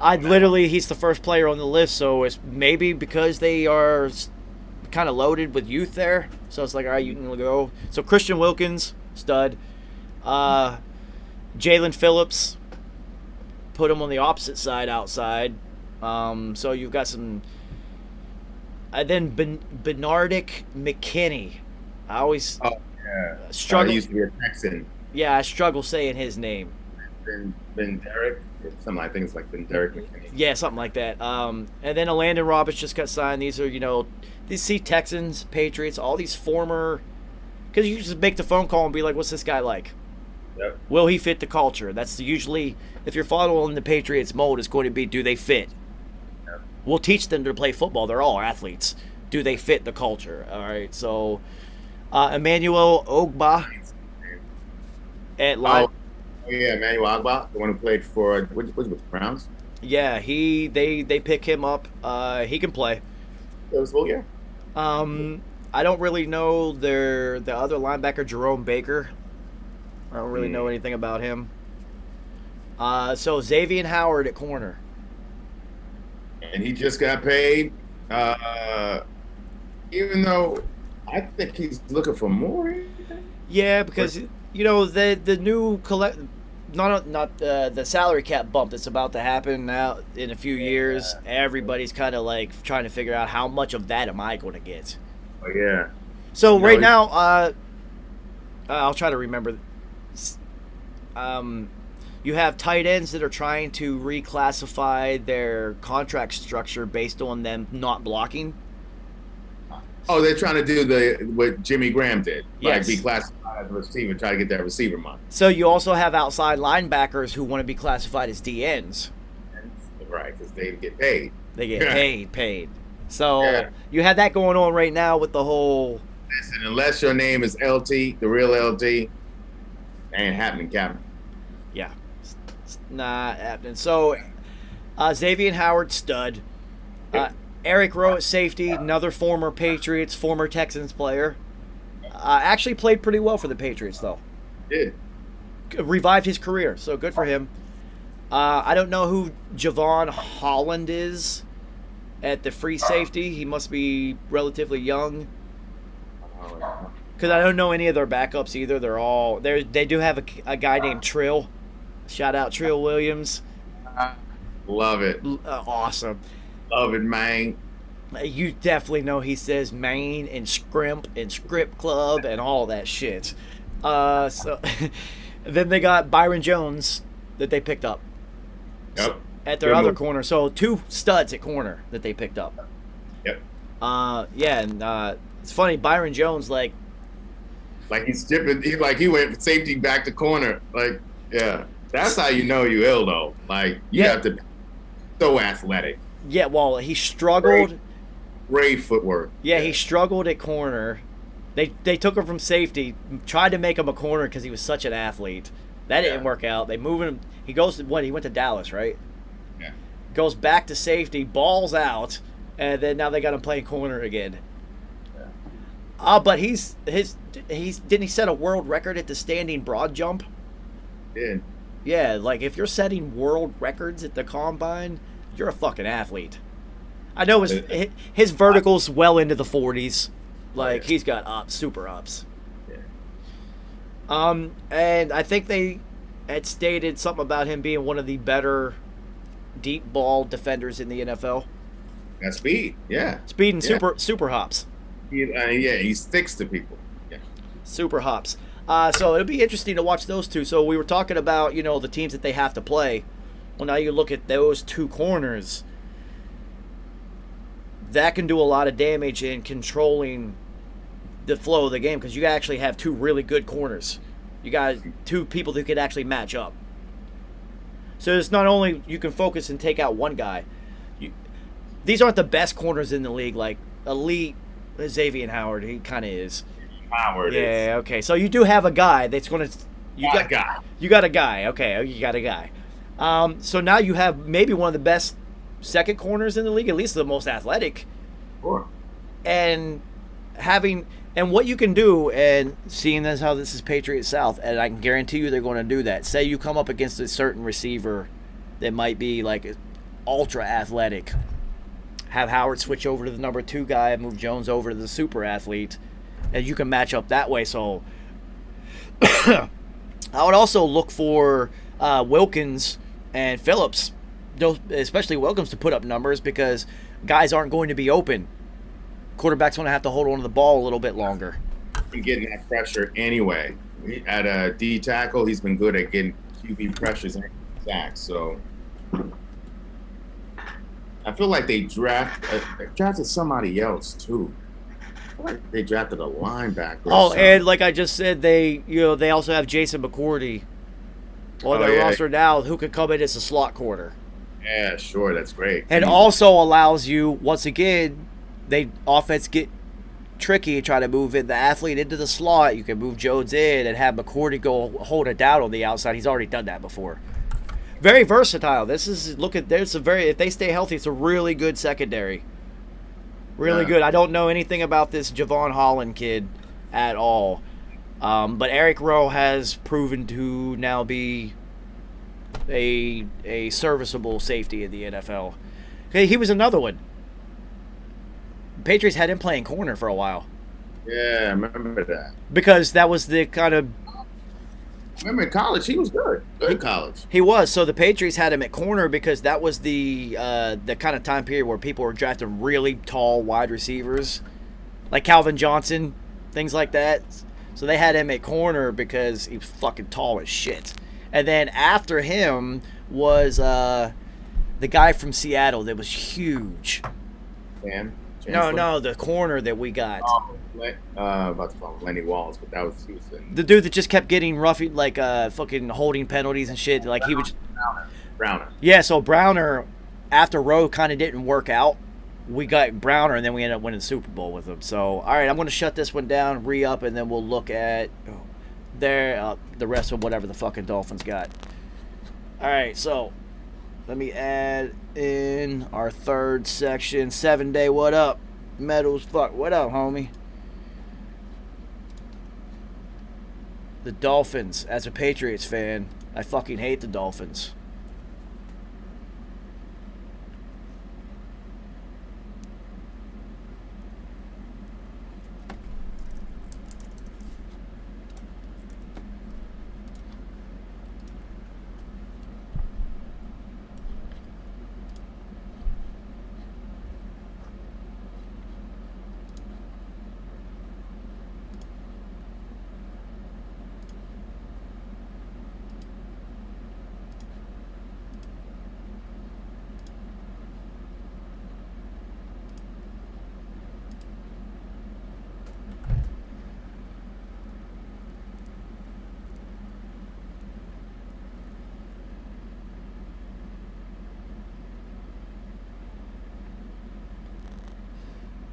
I'm guessing Kerry will be the first one to pop it again. He usually is.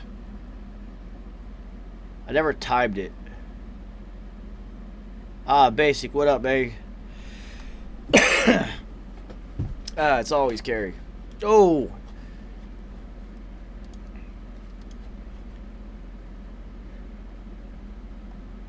Yo, you beat Roger Harper by a microsecond. Olympic ready. Well, I'm imagining it took just a microsecond longer to get to Ohio than it did wherever you're at in New York. So, question before we look at the rest of this shit. I was just talking about how, as a Patriots fan, fucking hate the Dolphins. Because for 20 straight years, including 6 fucking Super Bowl wins, 3 Super Bowl losses. We lost in Miami every year, no matter what, like clockwork. Mm-hmm. I don't know what it is. I guess it is because we usually play them early in the season in Miami. So that New England summer, hot to them is 85. Like hot. They think they're suffering. And then you go to Miami where it's 90% humidity and 100 degrees in September. Always lose that game. Plus, I think the boys enjoy themselves down on South Beach. Yeah. You know, just I would get them down there late in the season too, and those would be some good hells. Yeah, that was always a great game for me to bet against. Of course, because it was guaranteed. It was guaranteed. So I always thought that Giselle and all of her friends were having yacht parties in South Beach whenever they would go down there and play. And like, come on, how are you going to like? How can you focus? As focused as Tom Brady is, it's yacht parties with the Victoria's Secret Angels. Yeah. And it's early in the season. Come on, guys. We got the rest of it. We're going to the Super Bowl anyway. Fuck this game. Hey, come on. You can't have Gronk in South Beach. A young Gronk? Come on. You can't have Gronk nowhere. Exactly. What are you talking about? Especially playing deep safety on the last play of a game. That was so stupid. That was the most unathletic thing I've ever seen a Hall of Fame athlete do. I thought he was going to tear his ACL. Oh, it was so slow and so bad. He had to take a year off after that. He had to. After he saw the tape, he's like, I'm done, yo. I'm done. Yeah. All right, so we got Brisket, Sennett, and Tua at quarterback. Look for Brisket to get some snaps this year, people. Especially Tua's kind of small, man.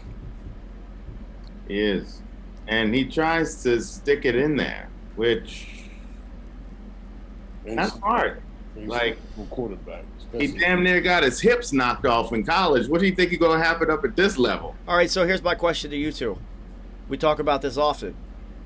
Is Tua, now we saw him come in and throw deep balls But come on, these wide receivers were toasted people. These are all Americans who are now balling into the NFL already.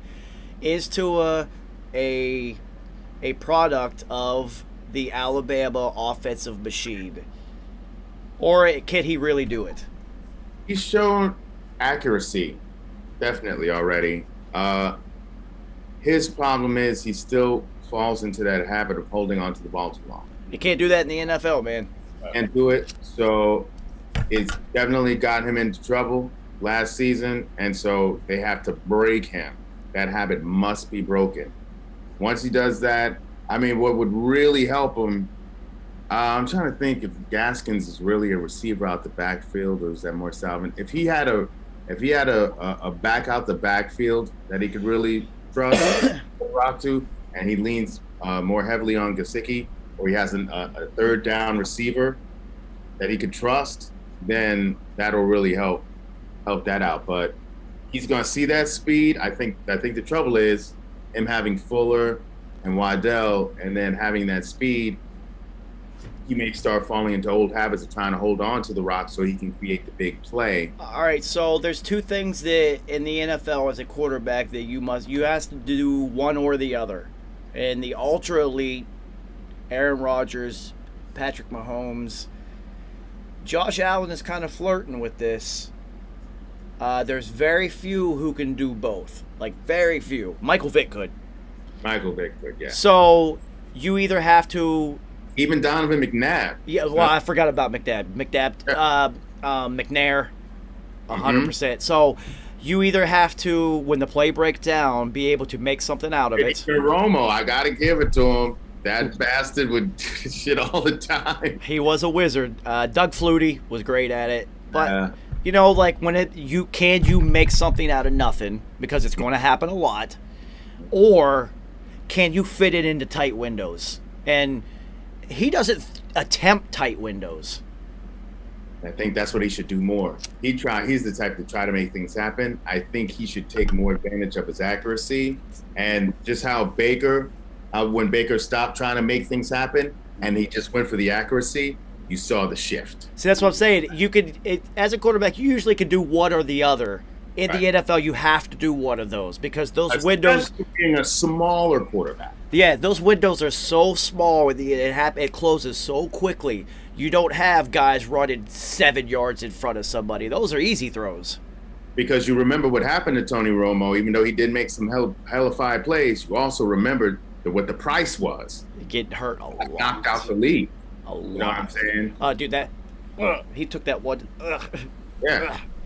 Yeah, I mean, there's a price to be paid for doing all that. Mike Vick took some huge shots. Yeah, Tony Romo broke his goddamn back. Broke his back. That's what I'm saying. So there's a price to be paid. He catches up. That probably fucked up his ambitions as a professional golfer too. He still plays. He still plays, but he was trying to really qualify for majors and shit. He wanted to be a golfer, which was one of the knocks on him. Is they said he spent too much time on golf and not enough on football. But they forget Mr. Wisconsin. Was it Wisconsin? Yeah, Wisconsin, right? That he went to school? Where he's from. Yeah, he's from Wisconsin. Mr. Wisconsin in basketball, football, and golf. Yeah. This is an impressive athlete. Yeah. But yeah. Anyway, Tua with his accuracy, he's not a window thrower. He waits until somebody is open because he's smart. He doesn't throw a lot of picks. I don't know how strong his arm is. I know he can throw it deep, but I don't know how quick he can get the ball there. His interception ratio has definitely upticked. Yeah, because he's trying to no more. Yeah. So yeah, so we'll see. We'll see if he doesn't throw picks or if he actually does throw picks. I wouldn't have drafted this guy because he does not have the arm talent necessary to make tight window throws. He's a good deep ball thrower. So what he should do, especially for the short to intermediate, he should study Chad Pennington. He should call Drew Brees. Or he could call Drew Brees. Because Tua is extremely accurate. Yeah, he is. So call Drew Brees. Drew Brees was outrageously accurate. He just didn't have a strong arm. Right. Drew Brees is literally the only quarterback I know who threw it to the eyes. make them watch it in.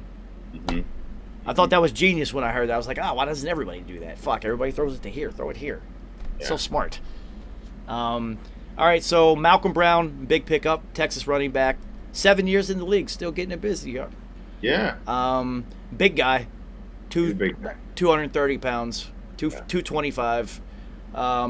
Big compared to these other guys. 197 for Ahmed. Gaskins is like 5'11", about 97, something like that. 194. They also got Patrick Laird, who's they got small running backs, but they got Garrett Dokes out of Cincinnati. It's a rookie running back. Okay. And Cincinnati's football team has been pretty successful these last couple years. I knew they definitely drafted a running back. 5'11", 228. It's a big kid. Yeah, he's a thumper. Yeah, big kid. So that's what they needed.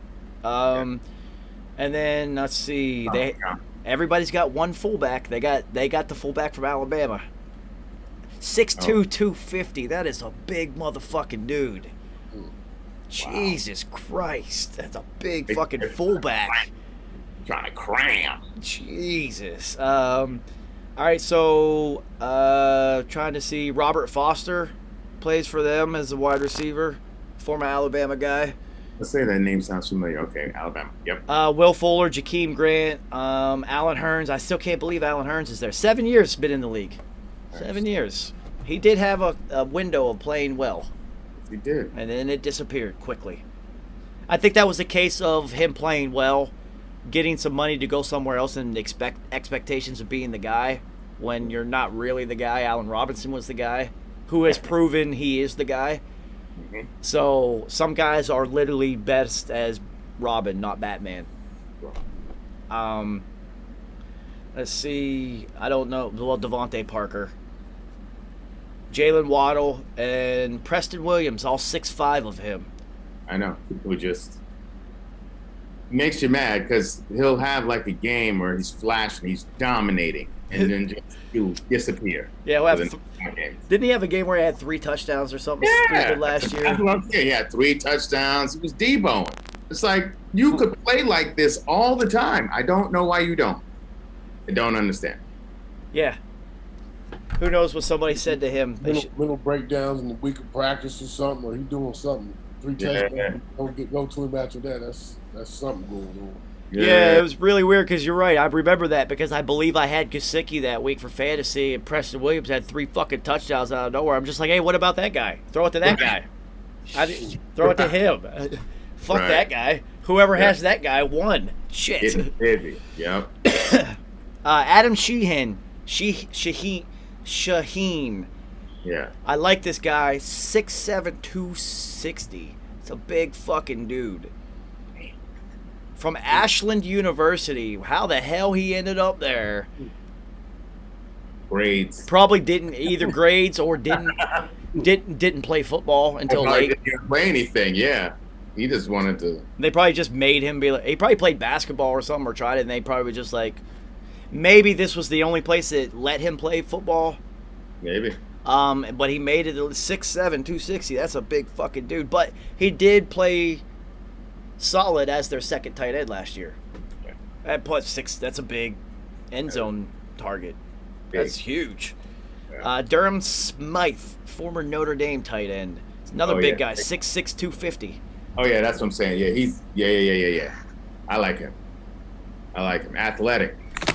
Dude, so listen to their tight ends. We're going to leave off Kathleen Carter, even though he is 250 pounds.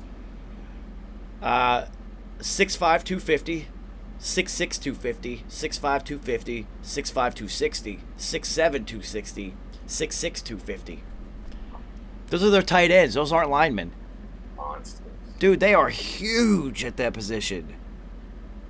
Huge. So I would look for their tight ends, plus remember Hunter Long. Yeah. The rookie, highly coveted, 6'5", 250. That's another huge. Tight end should have a good year there. Yeah. Especially because you don't really have a guy at running back who's like going to get you 1,100, 1,200 yards. Right. Well, I mean, Gaskins will definitely give you 900 if he stays healthy. Yeah, so you're going to look at this really is falling all onto his shoulder. His left shoulder is very important this year.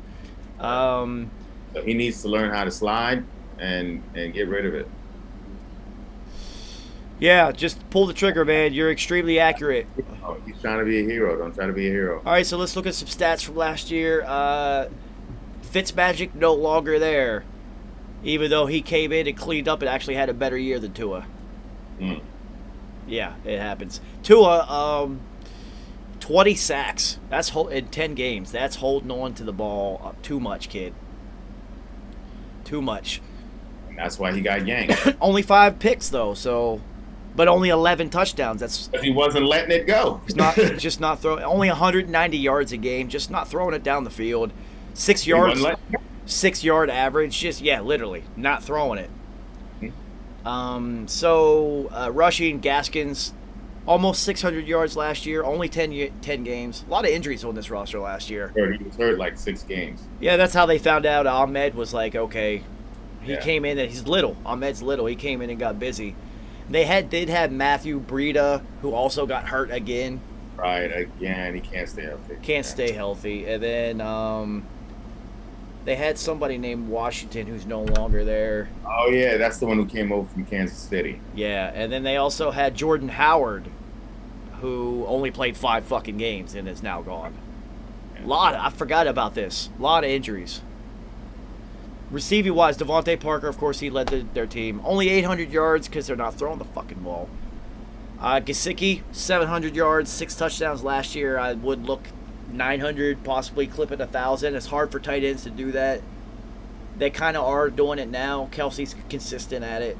Kelsey's doing it all. But Gronk only, I don't know, Gronk may only done it once. Right. You know, it's like tight ends aren't putting up 1,500 yards yet. Well, I mean, Jimmy Graham had his moment. I think Aaron Hernandez would have, if he would have not turned into a fucking psycho, because that guy was different. Yeah, he was. He was going to change the mold in tight ends. He was going to change it quicker. It was going to evolve very quick. Which is why they paid him. Yeah. And it was the Patriots. We were like, we gave him $45 million. Oh, you see something. Okay. Yeah, and then they started putting him in the backfield, and he's having 6-yard averages for carrying the ball, and like. No, he scared me. I'll tell you. I'll be honest. He scared me more than Gronk did. Yeah. But like going against Shaw, it's like, man, Aaron Hernandez cannot let Aaron Hernandez get off because he could beat. That's the thing is it was a tight end that could break the game. Just get the ball into his hands and he could actually break it, which is kind of rare as a tight end. Yeah. You know, Gronk breaks it in a whole different way. Just get this kid the ball. Well, fuck, we'll put him in the running back. Who cares? And it worked. Mm-hmm. And the craziest thing out of all of it, he's doing all that with bodies under his belt already. Not like he has got bodies, he hasn't done it yet. He had already got a couple. Well, you know, oh, wow. It happens like that sometimes. Don King made a ton of money promoting, and he had bodies. Leonard, America, baby. Leonard Little. Dante Stallworth. Yeah. We could do this. J.R. Smith. We could do this. Brandy. We could do this. Ray Lewis. We could do this. You know what I'm saying? Like, it could be done. Yeah, it can. It can. Those are just the ones we know about. Yeah. You gotta remember, man, sports in the 70s, 60s, 70s was way different. Sure. And then the 80s, crack and coke era, whoa. And the iteration of the American stock boom in the 80s with all that coke money. Woo! What was that movie? With, I'm impressed with Xavier Howard with 10 interceptions last year. Yeah. Oh, he led the league. That's why I said they don't have they do have a guy. Fuck. That H-Town. You know, he represented that H-Town. Yeah.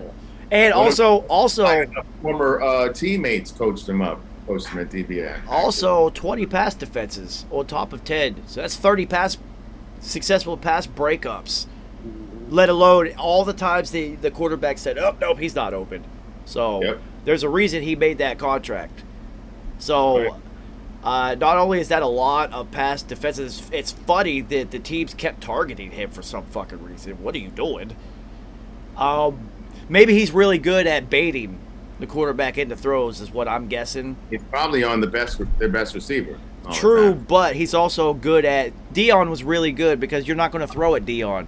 So Dion, in order to get even attempts at picking things off and going to the house, he had to bait them and make them think they were open.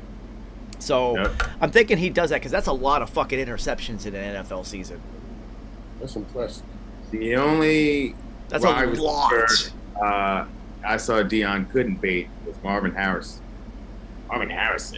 Rushed on a Monday night. That footwork, man. Marvin's footwork was when he was young, first came to the league. That footwork, dude. And he had way more speed than people thought because he didn't look like he was moving. Well, plus that's the other thing. His upper body didn't move.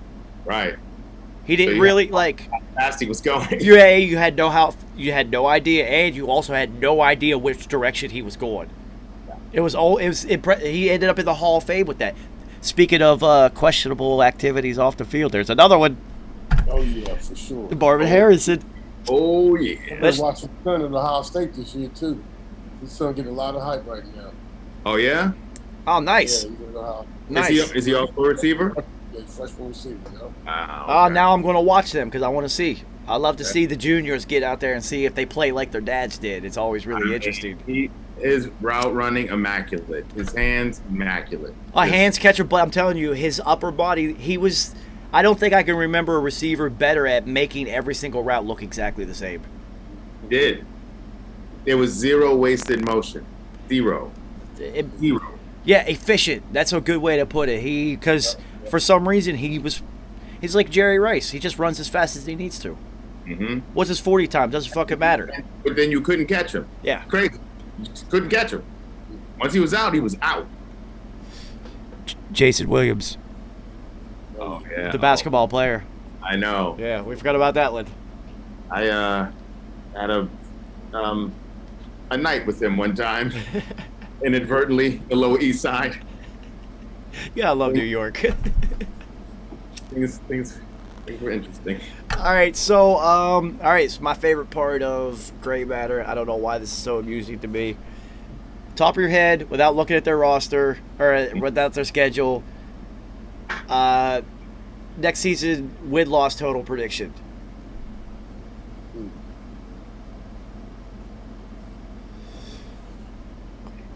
Me personally, I'm thinking they take a step backwards.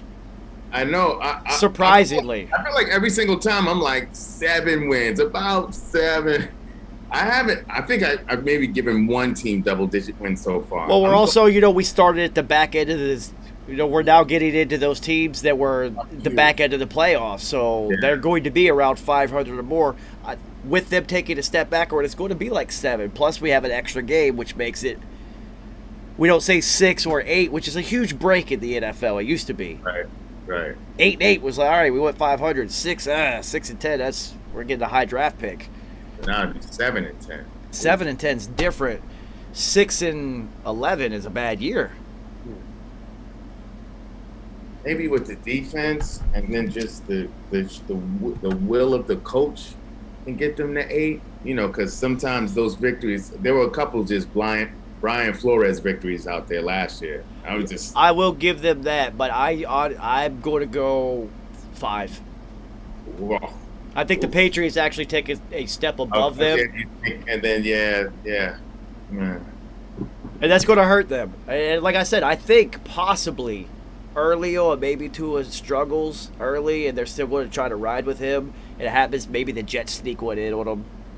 Yeah. I'm looking at. I don't. Defensively, special teams. Yeah, I'm going 7-8. 7. I mean, this is a passing league, and they do have 2 really good corners. Yeah. And they have two good ends up at the top.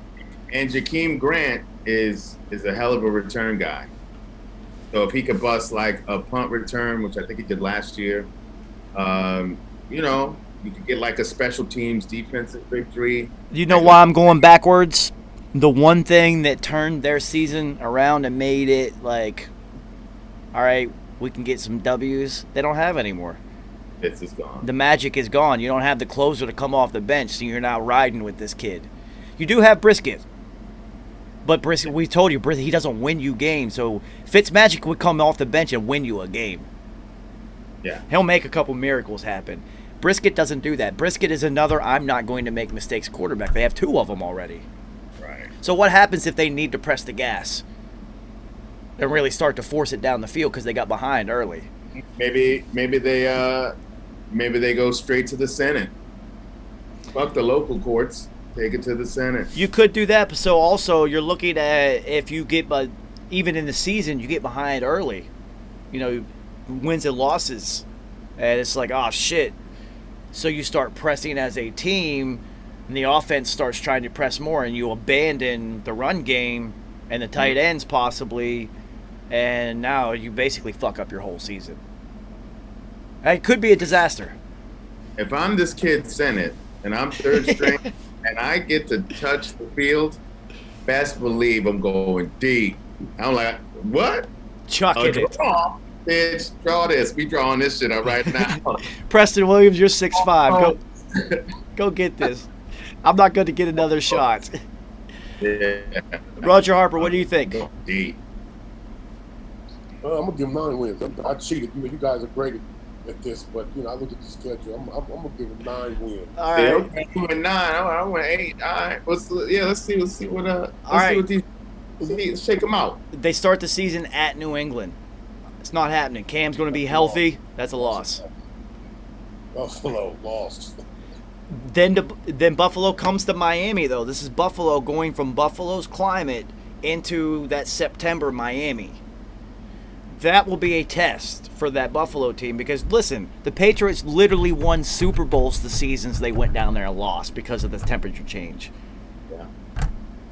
Yeah. I'm still saying a loss, though, because Buffalo's stacked. Yeah. I'm thinking their defense and that defensive line especially. Yeah, I think they get the job done. Really? All right. Good for you. Hilarious. I'm talking about Buffalo. Oh, okay. So it's 0-2. Okay. Across the board. Makes more sense. I was going to say that's awful brave of you. We're not picking games yet, Kerry. There's no points on the line. You don't have to make a move. I was saying that's a loss. I was confused. Yeah. So this is hilarious. Their next game is at Vegas, and the tickets, even though the Dolphins suck, are the cheapest tickets available. And we told you Vegas is going to be popping $363. Ridiculous. Nah, to watch them 2 teams? That's what I'm saying. Vegas is going to be popping this year. Dude, they got a club in the end zone. There's a club. Vegas and the G's are playing in the end zone. But they're playing out here. If they're playing in Vegas, we're having a different conversation. That's what I'm saying. So this is Miami going to Vegas. It's going to be popping there. You might, motherfucking Tiesto or somebody might be DJing down there, man. Like Marshmello or somebody. DJ Khaled's going to be in there. It's like it's going to be popping. Like it's going to be nuts. So it's going to be Miami's corners versus Vegas's safeties. I don't know. Vegas. This would be a perfect one for Vegas to steal. This will be interesting, but Miami should win that. They should. They should. All right, so I'll give it to them. All right, then the Colts. The Colts are loaded. Loaded. Yeah. And Carson Wentz is fitting right in. He can hunt in Indianapolis. Like, he's like, he can be himself. Yeah, he's back to himself again. He's not in Philly, which is not built for some kid from South Dakota to come in and be the guy. You're not built for Philly. I'm sorry, homie. You have some pressure in Indianapolis too, though. Shit. Of course, because you're expected to win. Well, he's been able to perform in the NFL at an MVP level. Can he perform like that again? Well, his roster it's loaded. So, yeah, Miami. Your owner will smoke you. He sure will. He'll roll your ass up and smoke you quick. So, yeah, that's another loss. So, 3. I don't know. I'm kind of thinking Vegas might take that game. I don't got them winning the game yet. I think the only way I give it to them beating Vegas is Brian Flores. That might be the Brian Flores game. All But right. other than that, I see Vegas winning that game. Then they go to Tampa. Let's be serious here. Another L. So here's another interesting thing. Then they play Jacksonville. The cheapest tickets available, Yeah. $682. Yeah. Why? What the fuck you get with that shit? A bottle of champagne? Talking about. And where's the game? In Mi- Jackson? No, it's in Miami. Oh, Miami? In Miami. But damn, that's crazy. Does Tim Tebow sell that many tickets in Miami too? Does all Florida come out to see Tebow? Who's cocktail waitress in J-Lo?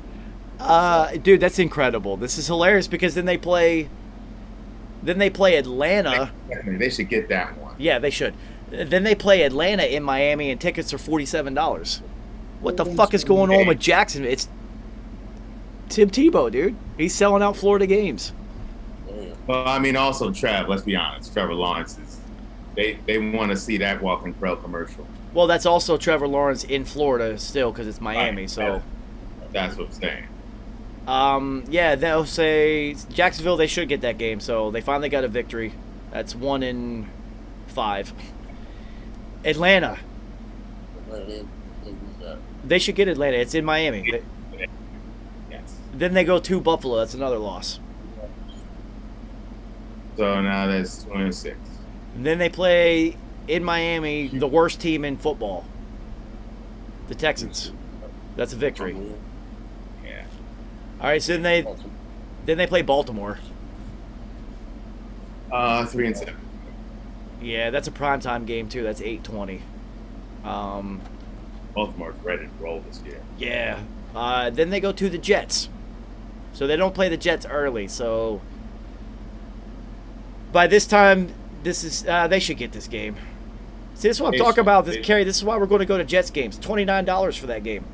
I love that. So they should be 4 and 7. Yeah. $29 for an NFL ticket. Are you serious? That's stupid. I paid $40. What if by this time the Jets run defeated? That would be hilarious. Dude, I paid $40 to play golf today. Like $29 for an NFL ticket? Are you serious? Yeah. That's stupid. I love that. I cannot believe it. That's the cheapest one I've seen since we started looking at these. If you got beer and a hot dog, it costs you more. Yeah, I've seen bowls of oatmeal in Brooklyn cost more than a ticket to that game. Yeah. That's hilarious. All right, so then Carolina in Miami. Interesting because we don't know what's going to happen with Carolina and Sam Darnold. I'm leaning toward Carolina on this. You know why? Because outside of the corners, I don't know. I'm going to give it to I Miami like because I think at this point they might be in a little bit of desperation mode. So, because, yeah, all right, so then we got, I already know what you're going to say. Then the G-Men. He's going to give it to that's a win for the G's, please. It should be, if they're healthy. Oh, yeah. It should be. Defense gonna smack two of the hell in the mouth. All right, so then they have their bye week, super late in the season. Week 14, that's awful late for a bad team. So then they play the Jets again. And this is in Miami. They should speak. I would give them 5. So that I think they're going to I think the season's that for me that's 5 wins. No, I think they're done. I think that's it. I think they're going to suck. So because after that they have to go to New Orleans, and this is Jameis Winston who could actually see now. And this is still the Saints team who has that same defense and Sean Payton. Yeah. And this is in New Orleans, and by that time we should be through 7 different Roni variants. So maybe fans will be back in the stands. Yeah. So I'm going with the Saints on that one. Then they have to play at Tennessee. Yeah, Derrick Henry's going to have 12,000 yards on them at this point. And then they end the season. They got a tough schedule. What'd you say, Roger? I think they got a tough schedule. I don't know why. Yeah, I was like, my shit is at like 5 now. I got him at 4. You gave him one more than me. Oh yeah, maybe I got 4. I'm bugging. Oh yeah, because I said Jets, so that gave him 5. And then they finish with New England, and I think New England's going to be in the position to have a playoff position on the line, and their season's going to be a wash at this point. So, dude, 4 or 5 wins maybe. This team's not going to be. I knew it. I knew they're just. This is Kerry. Roger Harper. You know, you did this. You played there. Okay, we have seen this a million times. A promising team that continue taking steps forward slowly. Makes a couple roster moves that you kind of question, got rid of some veteran guys, got some youth in there, takes a step backwards because you're also riding with Tua, and now Fitzmagic is gone, which was the most unique quarterback experience that we've ever seen. We've never seen a closer. We've never seen Mariano Rivera play football, and we saw it with Fitzmagic last year. So that now is gone, so the team can't even be like, oh shit, they're putting Ryan in. Yeah, we got it. He's about to do something crazy. Right. Yeah. There's no rallying point now. That's what I'm saying. If I'm Senate, I'm trying to be that guy.